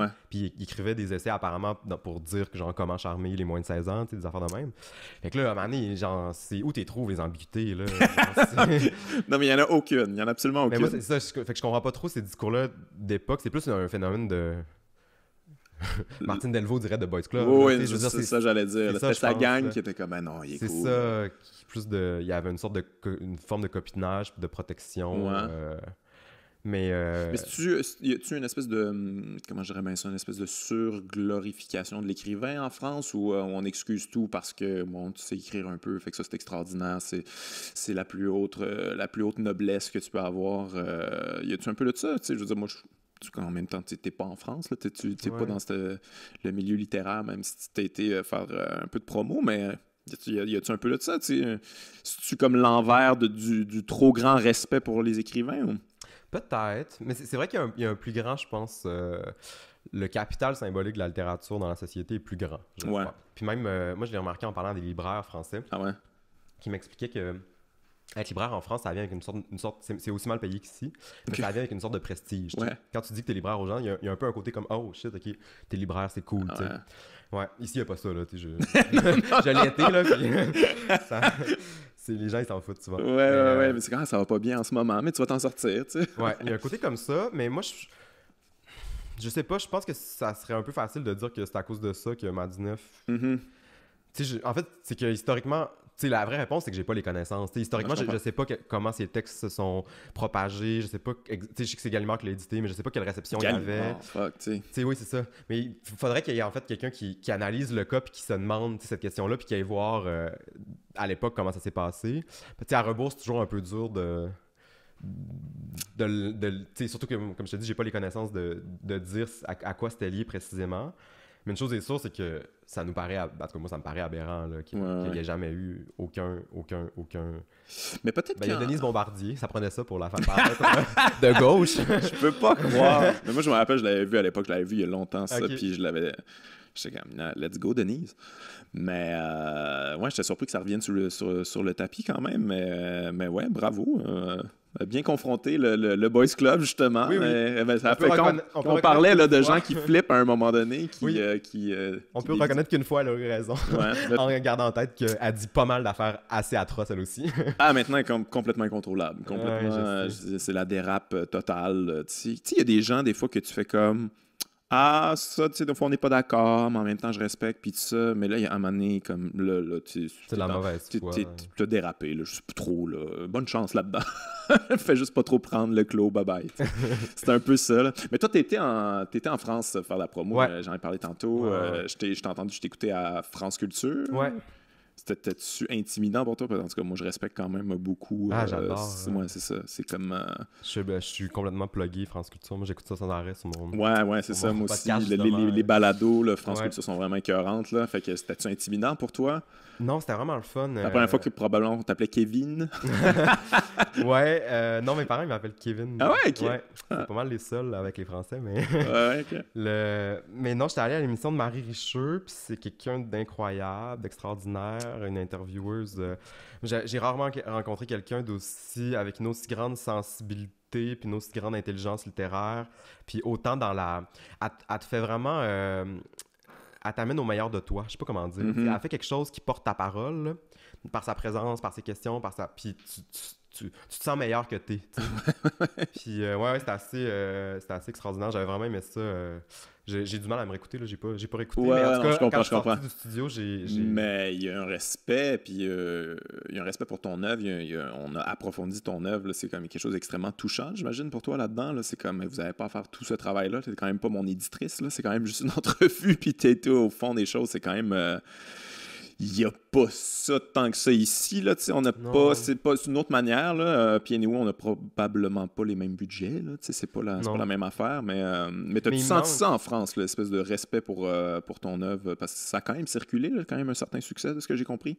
Ouais, je l'ai senti, puis c'est le fun aussi quand tu vois, tantôt je parlais des articles au Québec sur les livres, mais en France, c'est pas 2, c'est genre 15 d'articles, puis des fois des analyses là, qui vont plus loin que ce que j'aurais jamais pu penser. En même temps, tu dis ça, t'es comme, oh shit, tu l'as lu, genre. Wow. C'est vraiment le fun aussi pour penser son travail, d'avoir des gens comme ça qui le décortiquent puis qui en parlent avec tellement d'espace, puis un grand talent aussi. Ça, c'était vraiment le fun. Mais ici, c'est ça, c'est juste... moi, je trouve ça nous prend une émission littéraire longue ici, ou 2 ou 3 ou 4. Il y avait Lire, là. Là, ça fonctionne ça encore, cette affaire-là? Je pense à mais c'était à la télé, puis là, c'est rendu sur le web, je pense, puis là, c'est peut-être même mort, fait que je sais pas trop. En tout cas, je l'ai pas vu, ça fait un bout, mais ouais, mais t'es allé, là. Ouais, j'avais fait une entrevue, là. Mais tu sais, un format podcast, mais genre sur les écrivains, tu sais, puis sur les livres, je trouve que... Puis même aussi sur les essayistes, parce qu'il y a tellement des gens qui découvrent puis qui écrivent des choses extraordinaires. Puis souvent, les essais, ça passe mal, là, dans les librairies. C'est pas un truc qui se vend bien. Ah ouais? Ben, les essais, il y a des essais pop qui se vendent bien, là, mais puis je trouve que la forme de l'essai aussi se prête bien à un truc comme on fait en ce moment, c'est-à-dire que... Ben ouais, moi j'ai reçu beaucoup d'essayistes, là. C'est ça. Ouais. Puis genre, mais moi je lis beaucoup de ça aussi, là. Fait que ouais, moi aussi j'aime vraiment ça. Puis c'est aussi... ça les démocratise beaucoup parce que justement, les gens qui n'auront pas le temps de lire le livre au complet de 400 pages, au moins ils vont pouvoir savoir les quelques idées souvent importantes que les gens sortent. Puis au Québec, on a plus On est de fou. On est vraiment chanceux parce que c'est une émission qui a beaucoup d'écoute. Mais qui a beaucoup de responsabilités aussi. Exact, c'est comme c'est la seule. C'est ça, comme c'est la seule, tout le poids est sur leurs épaules, tu sais. Puis ils font quelque chose de super. Tu sais, justement, on parlait de la lecture, mais ils font un truc en ce moment qui s'appelle Mission Impossible. Puis moi, c'est comme faire lire un livre super exigeant à un espèce de club de lecture. Ah, ok, je sais pas, ça s'appelle comme ça. Puis Ulysse de Joyce. Puis, tu sais, comme pour démocratiser ces livres-là un peu. Au début, moi, j'étais comme, tu sais, c'est intéressant, mais j'étais un peu sceptique. Tu sais, j'étais comme, je sais pas ce que ça va donner. Puis, apparemment, que genre, les 2 livres qu'ils ont mis sont épuisés au Québec. Ah ouais, ça a eu cet impact-là? Ben oui, les gens qui écoutent l'émission, justement, ils sont curieux. Puis, genre, ils ont envie, justement, de lire de la grande littérature si on leur en donne la chance, puis on leur en parle, puis on leur en... Fait que, tu sais, les gens sont avides de discours intelligents et tout. C'est juste que des fois, il n'y a pas l'espace ou il n'y a pas les endroits pour que les gens intelligents aient le temps de s'exprimer, tu sais. Fait que... en tout cas, surtout en littérature, là, tu sais, je parle surtout pour la littérature, mais... Ouais, mais t'as totalement raison, là. J'en ai parlé un peu ici avec Serge Bouchard, qui lui... lui, l'émission C'est fou, là, quand même, là, qui est une super émission, ça parle de philosophie, puis ça, mais c'est ça, ça manque d'espace pour penser puis pour réfléchir sur des œuvres, en fait, là, pour justement les démocratiser puis donner envie aux gens de lire, de consommer différemment, mais ouais. Mais on pourrait avoir un France Culture québécois ou un truc inspiré de ça, ou genre une sorte de plateforme où il y a à la fois audio, à la fois des critiques écrites. T'sais, moi, je pense qu'il faut... c'est que déjà que les gouvernements investissent absolument rien en culture, puis en plus, ils investissent rien en médiation de cette culture-là, en critique, c'est la chaîne, la courroie de transmission dont tu parlais tantôt entre puis les livres, c'est qu'il n'y a presque pas d'investissement à ce niveau-là, fait que là, c'est comme, à la fois, tu mets juste un peu de cash là, puis tu t'assures que personne ne va en entendre parler, come on, les gens. Ouais. En tant qu'écrivain, on parle de financièrement, là, c'est comme au Québec, j'imagine, c'est pas quelque chose qui est facile. C'est quoi un best-seller maintenant au Québec? Je pense que c'est en nombre de ventes, c'est quelque chose comme 5000 dans les chiffres, je sais pas trop. Mais tu sais, 5000, si tu fais 2 piastres par livre, ça fait, mettons, tu vas recevoir 10 000 piastres de droits d'auteur. Puis si ton livre t'a pris 3 ans à écrire, combien de temps, combien t'es payé de l'heure? On fait le calcul. T'écris pas pour l'argent parce que c'est pas payant, puis les gens qui peuvent vivre de ça au Québec, c'est une infime minorité. Puis faut que tu vendes à l'international, j'imagine, là, c'est un peu ouais, ou faut que tu travailles à côté, en fait, souvent c'est ça. Les gens sont profs, les gens travaillent dans le milieu de l'édition, dans le milieu des médias et tout. Mais c'est aussi que je pense que les bourses pour la culture, ils ont pas été bonifiées depuis genre 15 ans, là. C'est genre les mêmes montants qu'on accorde, puis en tout cas, moi je trouve que les attentes aussi qu'ont les subventionnaires par rapport à la création sont tellement niaiseuses. Mais ils savent pas c'est quoi des écrivains. Il faut que tu fasses des grosses demandes dans lesquelles tu vas parler de ton projet. Puis il faut que tu les assures complètement. Puis s'il y a une affaire qui marche pas, ta demande est refusée. Alors que si tu fais une demande pour ta start-up, genre ils vont t'appeler ils vont t'appeler pour la faire à ta place, la demande. Là, il y a de l'argent à faire. Oui, c'est ça. Ça vient de témoignages directs d'amis, mais c'est ça, je sais pas, je trouve que... Ça te décourage-tu? Parce que, tu sais, je veux dire, toi c'est ta voix, là, tu sais, comme... En tout cas, moi, j'ai trouvé ça extraordinaire. Ton livre, t'as vraiment une plume à toi, puis t'es faite pour ça, là.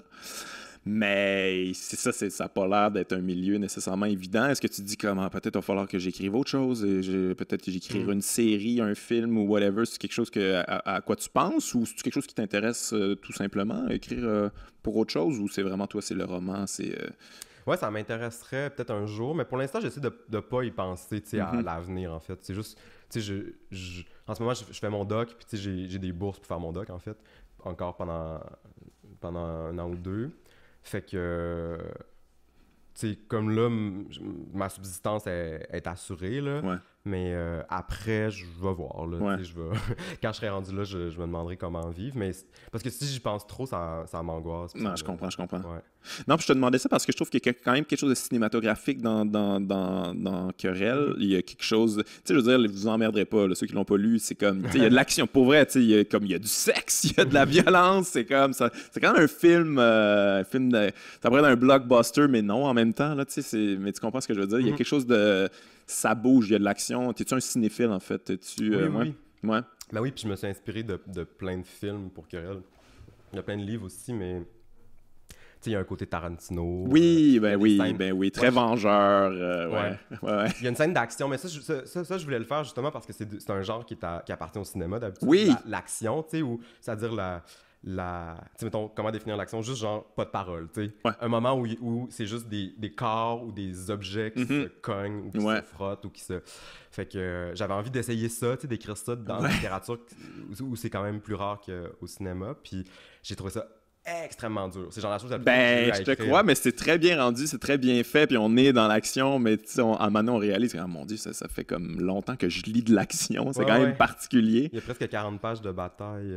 Mais techniquement, là, juste de technique d'écriture, de comment tu fais ça, genre par où tu commences, puis qu'est-ce que tu décris, c'est vraiment, vraiment dur. Puis je suis content de qu'est-ce que j'ai réussi à faire, là, mais je me souviens que j'ai travaillé en esti sur ce passage-là. Ouais. Mais c'est très réussi. J'ai vraiment trouvé ça bon. Mais ouais, c'est ça, je trouvais qu'il y avait quelque chose de cinéma. C'est quelque chose que si on t'approche pour en faire un film, je sais pas si c'est quelque chose qui est possible. C'est quelque chose qui t'intéresserait ou... Ben oui, ça m'intéresse. J'aime beaucoup le cinéma. Mais il y a des trucs là, qui sont en cours. Ah ouais, ok. Peut-être, ça jase. C'est ça, c'est comme... Je peux pas trop le dire avant que ça soit dit. mais oui, ça m'intéresse. Puis je veux dire... en ce moment, mes projets, c'est pas d'écrire un film, là, c'est d'écrire de la littérature puis tout, mais... C'est dans les possibles. Ouais. Comment ça fonctionne, le milieu littéraire au Québec?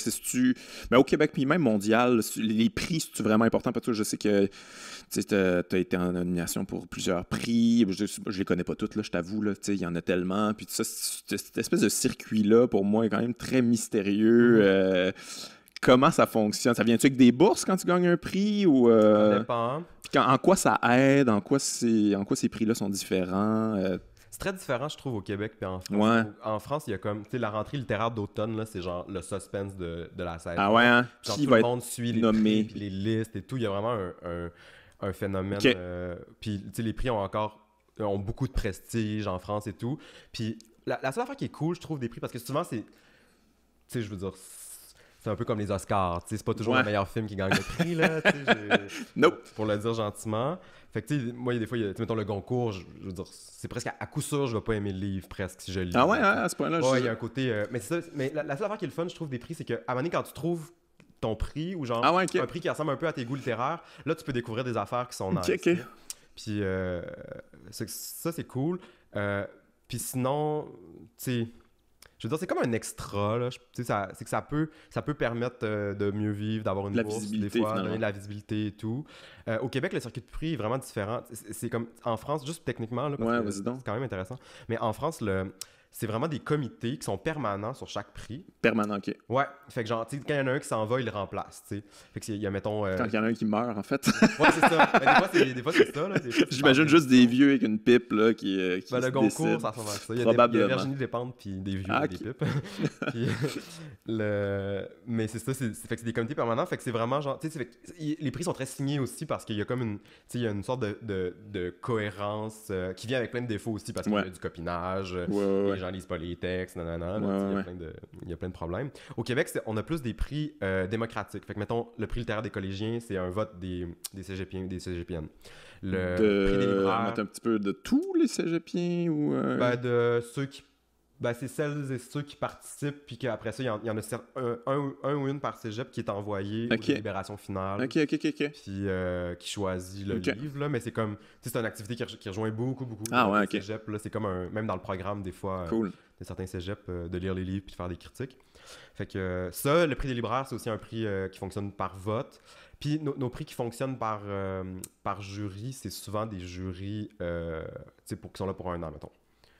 Fait qu'ils vont être là pour une édition, puis là, ils vont lire le plus possible, puis ça change. Fait que c'est vraiment... Les deux milieux de prix, si on veut, en France et au Québec, sont comme presque opposés. C'est vraiment différent. Puis... fait que c'est plus démocratique ici, un peu. Là. C'est comme il y a plus... Ouais, c'est plus démocratique. En même temps, ça fait que... moi, je peux pas dire, mettons... le prix, tel prix, c'est vraiment mes goûts littéraires. C'est parce que c'est plus éclectique aussi. Ça amène ça aussi, le fait que d'une année à l'autre, ce sera pas toujours le même type de livre. Ouais, je comprends. Puis, fait que, il y a des bons côtés, puis il y en a des moins bons. Mais toi, ça a comme pogné rapidement quand même. Là. Comme c'est seulement ton deuxième roman, t'as fait du bruit dès le premier. Ça t'a-tu surpris, toi, parce que j'imagine que tu as toujours voulu faire ça, puis se lancer là-dedans, c'est quand même tout un univers, puis tout de suite, tu vas en France, tu vas à France Culture, là, comme tout le monde, t'es acclamé, il n'y a pas personne qui dit pas sûr. Les gens aiment ça, t'as du succès, puis tout ça, t'es-tu dépassé de tout ça, ou... Mais c'était vraiment pas attendu. Hein. Quand le livre il a été imprimé, je voulais plus qu'il sorte. Genre, j'avais... mais c'est compliqué aussi le rapport à... En tout cas, mon rapport à mes textes, c'est compliqué. J'aime jamais complètement mes livres. Là. Quand je les relis, je trouve pas ça bon. J'ai la misère, je vois tous les défauts. Je suis comme... après ça, que les gens les aiment, tant mieux. Là, mais je veux dire, mon rapport personnel est comme... Fait que je pars jamais en me disant comme... genre... meilleur livre de l'année. J'espère, tu serais vraiment un mange-marde. Mais c'est juste pour dire que j'ai pas tant confiance. OK. Ouais. Mais c'est parce que moi, j'ai beaucoup entendu parler de toi, les prix, machin, puis tout ça. Puis à chaque fois, je suis comme un peu... J'ai l'impression des fois que ce genre de romans-là ont été écrits pour gagner des prix. Là, fait que je suis toujours un peu sceptique. Puis là, je t'ai lu après, oh non, ce gars-là, il écrit pas pantoute pour plaire à ce genre d'affaires-là. Là, c'est sans compromis là, pour moi. Là, t'es allé au bout de ton affaire, puis j'ai vraiment pas découvert quelqu'un qui voulait nécessairement gagner des prix, mais finalement, ça arrive. Je sais pas si... c'est juste surprenant, c'est juste comme ça arrive. C'est drôle, je m'attendais pas à ça du tout, Je pensais que personne allait le lire, comme mon premier livre, je pensais que personne allait le lire aussi. Mais c'est intéressant quand tu dis que tu voulais pas qu'il sorte. Finalement, tu voulais pas qu'il sorte. Pourquoi? Parce que tu l'aimais plus ou que... Parce que, moi, je te lisais, puis j'étais comme, my God, après ça, comme genre, ma famille lit ça, puis ou genre, mon entourage, puis là, ils me reviennent avec le... Ah ouais, j'ai lu, là, puis t'es comme, je suis pas sûr, je vais en parler tant que ça. C'est quand même un livre, ou que c'est un roman où que tu te commets, là, en quelque sorte, là, que tu vas loin dans certains aspects qui, des fois, peuvent être mal compris là, par ton entourage. Ça te stressait-tu, en fait? Je voulais savoir. Oui, il y a une part de ça, de comment les gens vont le recevoir. Est-ce que ça va être mal compris, justement? Est-ce que ça va être mal lu? Est-ce que les gens vont voir qu'est-ce que je voulais faire ou non? C'est juste la sexualité pornographique, le gay, là, je veux dire, moi, je connais du monde bien ouvert qui lirait ça, puis quand même ferait comme, OK, tu sais, bon. C'est ça, mais en même temps, j'ai écrit un peu pour choquer ces gens-là. C'est correct que ça choque un peu. Là, puis des fois, je veux dire, je pense qu'il y a des gens qui, s'ils aimaient trop mon livre, je me poserais des questions. Ah ouais? En tout cas. Puis, fait qu'il y a ça. Il y a aussi, c'est juste un rapport à la... Tu sais, tu sors quelque chose de toi, puis après ça, ce truc-là, il va en public, tu sais. Il y a quelque chose d'impudique un peu. Ouais, vraiment. Avec lequel, moi, je sais pas, j'ai l'impression que je deviendrai jamais complètement à l'aise. T'sais, au moment de la sortie, mais une fois que c'est fait, après, t'as plus le contrôle. Fait qu'il y a une sorte d'expérience du laisser-aller obligé, là. Ouais. Mais voilà, tu sais, sinon, sur le côté trash... Mais des fois, j'avais peur que... sais, j'avais une peur un peu niaiseuse que... Parce que je vois beaucoup dans les discours des personnages différents. Tu sais, mettons le personnage, on en parlait tantôt, du syndicaliste, qui est comme réac, ou bien il y a un personnage aussi qui est très... qui est comme... genre qui est comme super raciste envers les Autochtones, les Inuits, tu sais, de la place, puis que lui-même, il se dit Inuit, mais tu sais, c'est pas vrai, là, c'est en tout cas, c'est inspiré de gens très proches de moi, mais, non, mais c'est vrai. Puis, fait que tu sais, j'avais peur que, mettons, les gens comprennent, tu sais, c'est niaiseux, mais j'avais peur que les gens pensent que je pense comme ces personnages-là, mettons. Ouais, mais ça va, là, je pense que mais c'est une crainte un peu irrationnelle puis niaiseuse que, finalement, quand tu lis les livres, tu sais très bien que l'auteur endosse pas les actions et les pensées des personnages, tu sais. Non, c'est assez clair, là. Mais ouais, il y a des moments où j'avais peur de ça, mais tu sais, toutes les craintes irrationnelles qu'on peut avoir. Ouais, mais il y a quelque chose que...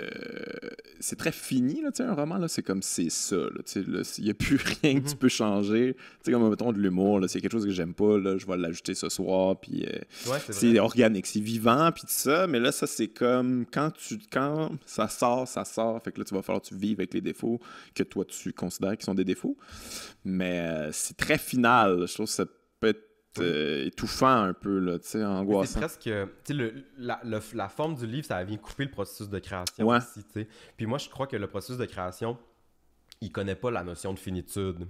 Tout à fait, tu sais. Que tu pourrais écrire un livre à l'infini, en fait, tu sais. Ouais. Puis le corriger à l'infini, puis le changer à l'infini, puis que c'est ça, juste la pulsion d'écriture, elle connaît pas nécessairement un moment de satisfaction ou de genre, voilà, la fin, tu sais, du terme, tu sais, de cette ligne-là. Tu sais, que c'est beaucoup plus incertain que ça. Ouais. Mais fait que tu sais, le livre, ça vient aussi couper quelque chose de l'ordre de la pulsion, tu sais, ou de la... Fait il y a ça qui est angoissant aussi, tu sais, le fait que juste que la pulsion d'écrire ou d'écrire cet objet-là soit terminée par ce livre-là. Tu sais, il y a une sorte de... Deuil, c'est fort là, comme mot, mais il y a une forme de deuil quand même dans ça. Ouais, mais en même temps, ça veut dire, en fait, toi, ta création à toi est terminée, mais après ça, c'est ma création à moi. Là. Tu sais, moi, en le lisant, je vais créer. Moi, c'est comme tu me passes le témoin, puis après ça, moi, je cours, puis tu me regardes aller, mais ouais, t'as plus le témoin, c'est fini. C'est moi qui l'ai. Je vais faire ce que je veux avec, puis c'est ça. Tu sais, je suis libre de faire ce que je veux. Mais ouais. Mais tu développes une relation à ton propre processus de création dans le contexte d'un livre, je pense aussi. Fait qu'il y a ça aussi dans l'achèvement qui est des fois dur là, de comme faire OK, tu sais, maintenant ce truc-là qui m'a occupé pendant 3 ans, il m'occupera plus. T'sais. Ouais, non, je comprends. Puis il y a la perception aussi, là, j'imagine. Tu sais, toi, on a parlé comme ça traite de relations homosexuelles, puis tout ça. T'avais-tu peur, là, justement, là, comme d'être catégorisé, là, comme c'est un livre gay, là, je sais pas. Tu sais, comme il y a je m'entends parler justement à France Culture, je pense. Espèce de la littérature gay, puis tout ça, comme si c'était comme quelque chose à part, là, qui est un peu une cloison, là, quelque part. Là, ouais. Mais moi, j'aime ça, être catégorisé gay. Ça me dérange pas, vraiment pas. Mais non, c'est... Je veux dire, tu sais, je veux écrire des textes gays, queer, tu sais, je comprends. C'est ça qui m'intéresse. Fait que d'être catégorisé, ça me dérange pas parce que je pense que mon point de vue politique, puis ma parole politique, elle passe beaucoup par là, tu sais, par le fait d'appartenir à une minorité, tu sais. Puis, non, donc je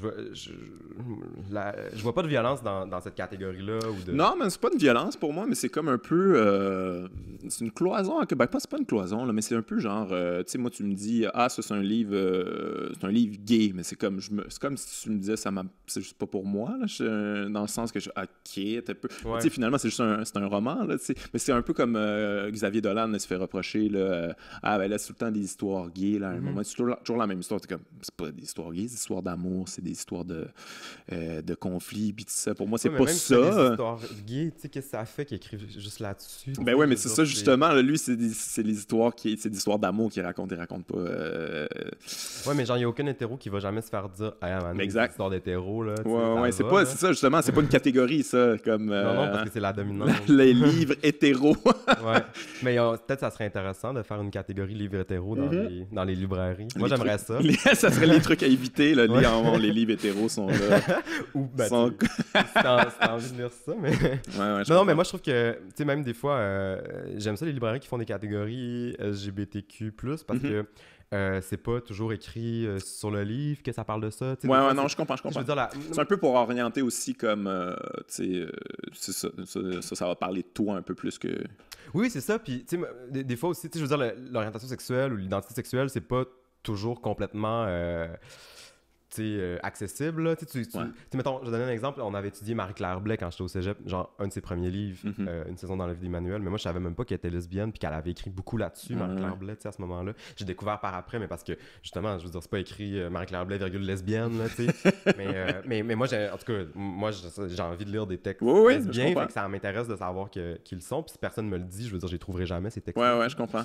Mais non, mais moi, je comprends pas du tout ce reproche-là parce que je trouve que, justement, quand tu lis quelque chose, genre, tu lis pas pour te retrouver toi, ou du moins, même si c'est des personnages qui sont proches de toi, ils sont jamais identiques à toi, il y a toujours, j'espère, une étrangeté dans ce que tu lis, puis il y a toujours une sorte de projection, puis de processus d'identification. Puis la beauté des choses aussi, c'est qu'on peut s'identifier en lisant à plein d'existences qui sont loin de la nôtre. Là, ben oui, mais ça. Puis genre, moi, je veux dire, j'espère qu'il y a des hétéros qui peuvent un peu s'identifier à mes histoires gays, tu sais. Ouais. Mais j'espère aussi qu'il y a des gays, mais tu sais. Ouais. Mais donc, moi, je trouve que c'est vraiment réducteur de voir... en tout cas, de penser que l'universel passe toujours par l'hétérosexualité. Non, mais ça, que l'universel passe toujours par le dominant puis par la norme.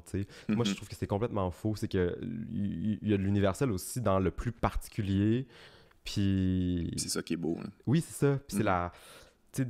au final, on rejoint quelque chose toujours qui est partagé. Là, ouais. En terminant, parce que je veux pas te retenir trop longtemps, là, mais dans ton roman, à un moment donné, il y a comme ça flippe, là, puis je veux pas rien révéler, mais comme ça devient plus éclaté, mettons. C'est le maximum que je peux dire. Mais c'est quelque chose qui est venu naturellement, ou c'était vraiment prévu dès le départ quand tu écrivais, ou tu voulais aller là, puis tu le savais que tu allais aller là, ou c'est apparu comme ça? C'est une décision comme très précise, ou c'est juste en écrivant que tu fais oh mon Dieu, c'est comme... Il me semble que j'ouvrirais ça, mettons. Ouais, c'est un peu les deux. C'est comme... Je savais que ça allait aller vers le pire, mettons, que ça allait... aller vers une sorte de tragédie ou de moment où tout se met à aller mal, où tout ne peut qu'aller mal même. Mais je savais pas exactement comment, tu sais. Ouais. Fait qu'il y avait une partie où je savais que je m'en allais vers ça, mettons. Puis il y a une partie aussi où je l'ai découvert un peu au fil de la plume, où, tu sais, qu'est-ce qui allait se passer exactement, étape par étape, pour... parce que j'avais l'intention d'écrire cette lutte-là, syndicale comme une tragédie, tu sais, donc comme une tragédie, c'est des habituellement c'est des rois puis des reines, mais qui sont en lutte contre des forces plus grandes qu'elles et eux, tu sais, contre des divinités. Souvent c'est ça, c'est qu'ils ont fait, mettons, ils ont commis quelque chose de grave, puis les divinités vont les punir, puis eux sont en lutte contre ces divinités-là. Mais c'est une force plus grande, donc ça peut juste être tragique. Ouais, ça peut juste mal finir. Parce que les divinités sont plus fortes que les mortels. Mais moi, c'est des gens qui sont en lutte contre un système, tu sais, c'est des gens qui sont en lutte contre le capitalisme. Puis je voulais un peu le penser sous le mode tragique parce que c'est très dur de lutter contre un système aussi vaste, aussi dominant. Il y a des grosses chances que tu perdes. Il y a des chances que tu perdes. Puis en tout cas, dans mon livre, moi, c'est ça. Leur désespoir vient de leur ennemi, je pense, qui est trop tentaculaire. Puis qui est trop... c'est là qui est le tragique, je pense. Ouais. Très intéressant. Mais c'est quelque chose qui t'angoissait, en fait, quand tu t'es embarqué là-dedans, parce que c'est comme... Là, tout devient possible, à quelque part. Là. C'est comme... Il faut faire des choix aussi jusqu'où je vais. C'est quoi je mets-tu des limites à travers ça, ou c'est complètement... tous les murs sont tombés, puis... Non, il n'y a pas de limite, ça fonctionne pas comme ça pour moi, mais ça fonctionne par mesure, mettons. Donc, même si ça va très loin, tu sais, puis même s'il y a des choses très trash à la fin, puis c'est très violent, puis c'est très grotesque, il y a un caractère aussi presque irréaliste à la fin. Oui, mais c'est ça. C'est trop. Fantastique, presque. Ouais. C'est ça, c'est une esthétique du trop, mettons. Ouais. Je voulais aller trop loin, je voulais qu'il y ait du too much dans le livre, tu sais. Même s'il y a ça, malgré tout, il y a cette pulsion-là, il y a aussi toujours de la mesure, parce que l'écriture, ça reste quelque chose de très mesuré quand même. Tu sais, il y a beaucoup de... Fait que, moi, la meilleure image que je trouve pour l'exprimer, c'est que, tu sais, quand tu joues aux miss, là, les miss que tu envoies sur la table, tu sais, la première miss, il faut que tu l'envoies faut pas qu'elle tombe dans le trou au fond, mais il faut qu'elle aille assez loin pour arriver sur le jeu, tu sais. Fait que c'est un peu ça, je trouve, l'écriture. C'est que, tu sais, si tu fais juste garrocher les trucs comme ça, tu sais, tu vas manquer ton objectif, je pense. Mais en même temps, si tu l'envoies pas assez fort, des fois, ça marche pas. Fait que moi, j'essayais juste d'envoyer sur la pointe du triangle, tu sais. Fait que d'aller très loin quand même, mais toujours en me questionnant sur cette distance-là. Ah ouais, ok. Ben, c'est intéressant. Ça fait qu'il y a une espèce d'ordre dans ton chaos, là, dans ta tête, là, ou au moins tu sais à peu près jusqu'où tu peux aller. Ok. Ouais, je pense que l'ordre souvent est beaucoup imposé aussi par la matérialité du travail. Le fait que à un moment donné, t'es devant un papier avec un crayon ou devant un ordi, puis genre, tu sais, ça reste un truc qui demande une technique, là, tu sais, veux pas. Tu sais, si c'était juste peut-être... plugger ton cerveau sur l'ordi puis que les mots sortaient automatiquement, peut-être qu'il y aurait... Que ça serait encore plus... Ouais, c'est ça, que ça serait encore plus désordonné, mais en tout cas, moi, je pense qu'il y a comme un filtre quand tu écris dans l'acte même de l'écriture. Hey, merci, Kevin, c'était vraiment intéressant, vraiment très généreux. Merci d'avoir pris du temps pour jaser de ton livre puis de ton œuvre en général. Merci beaucoup. Ben merci, ça m'a fait plaisir. Bye bye.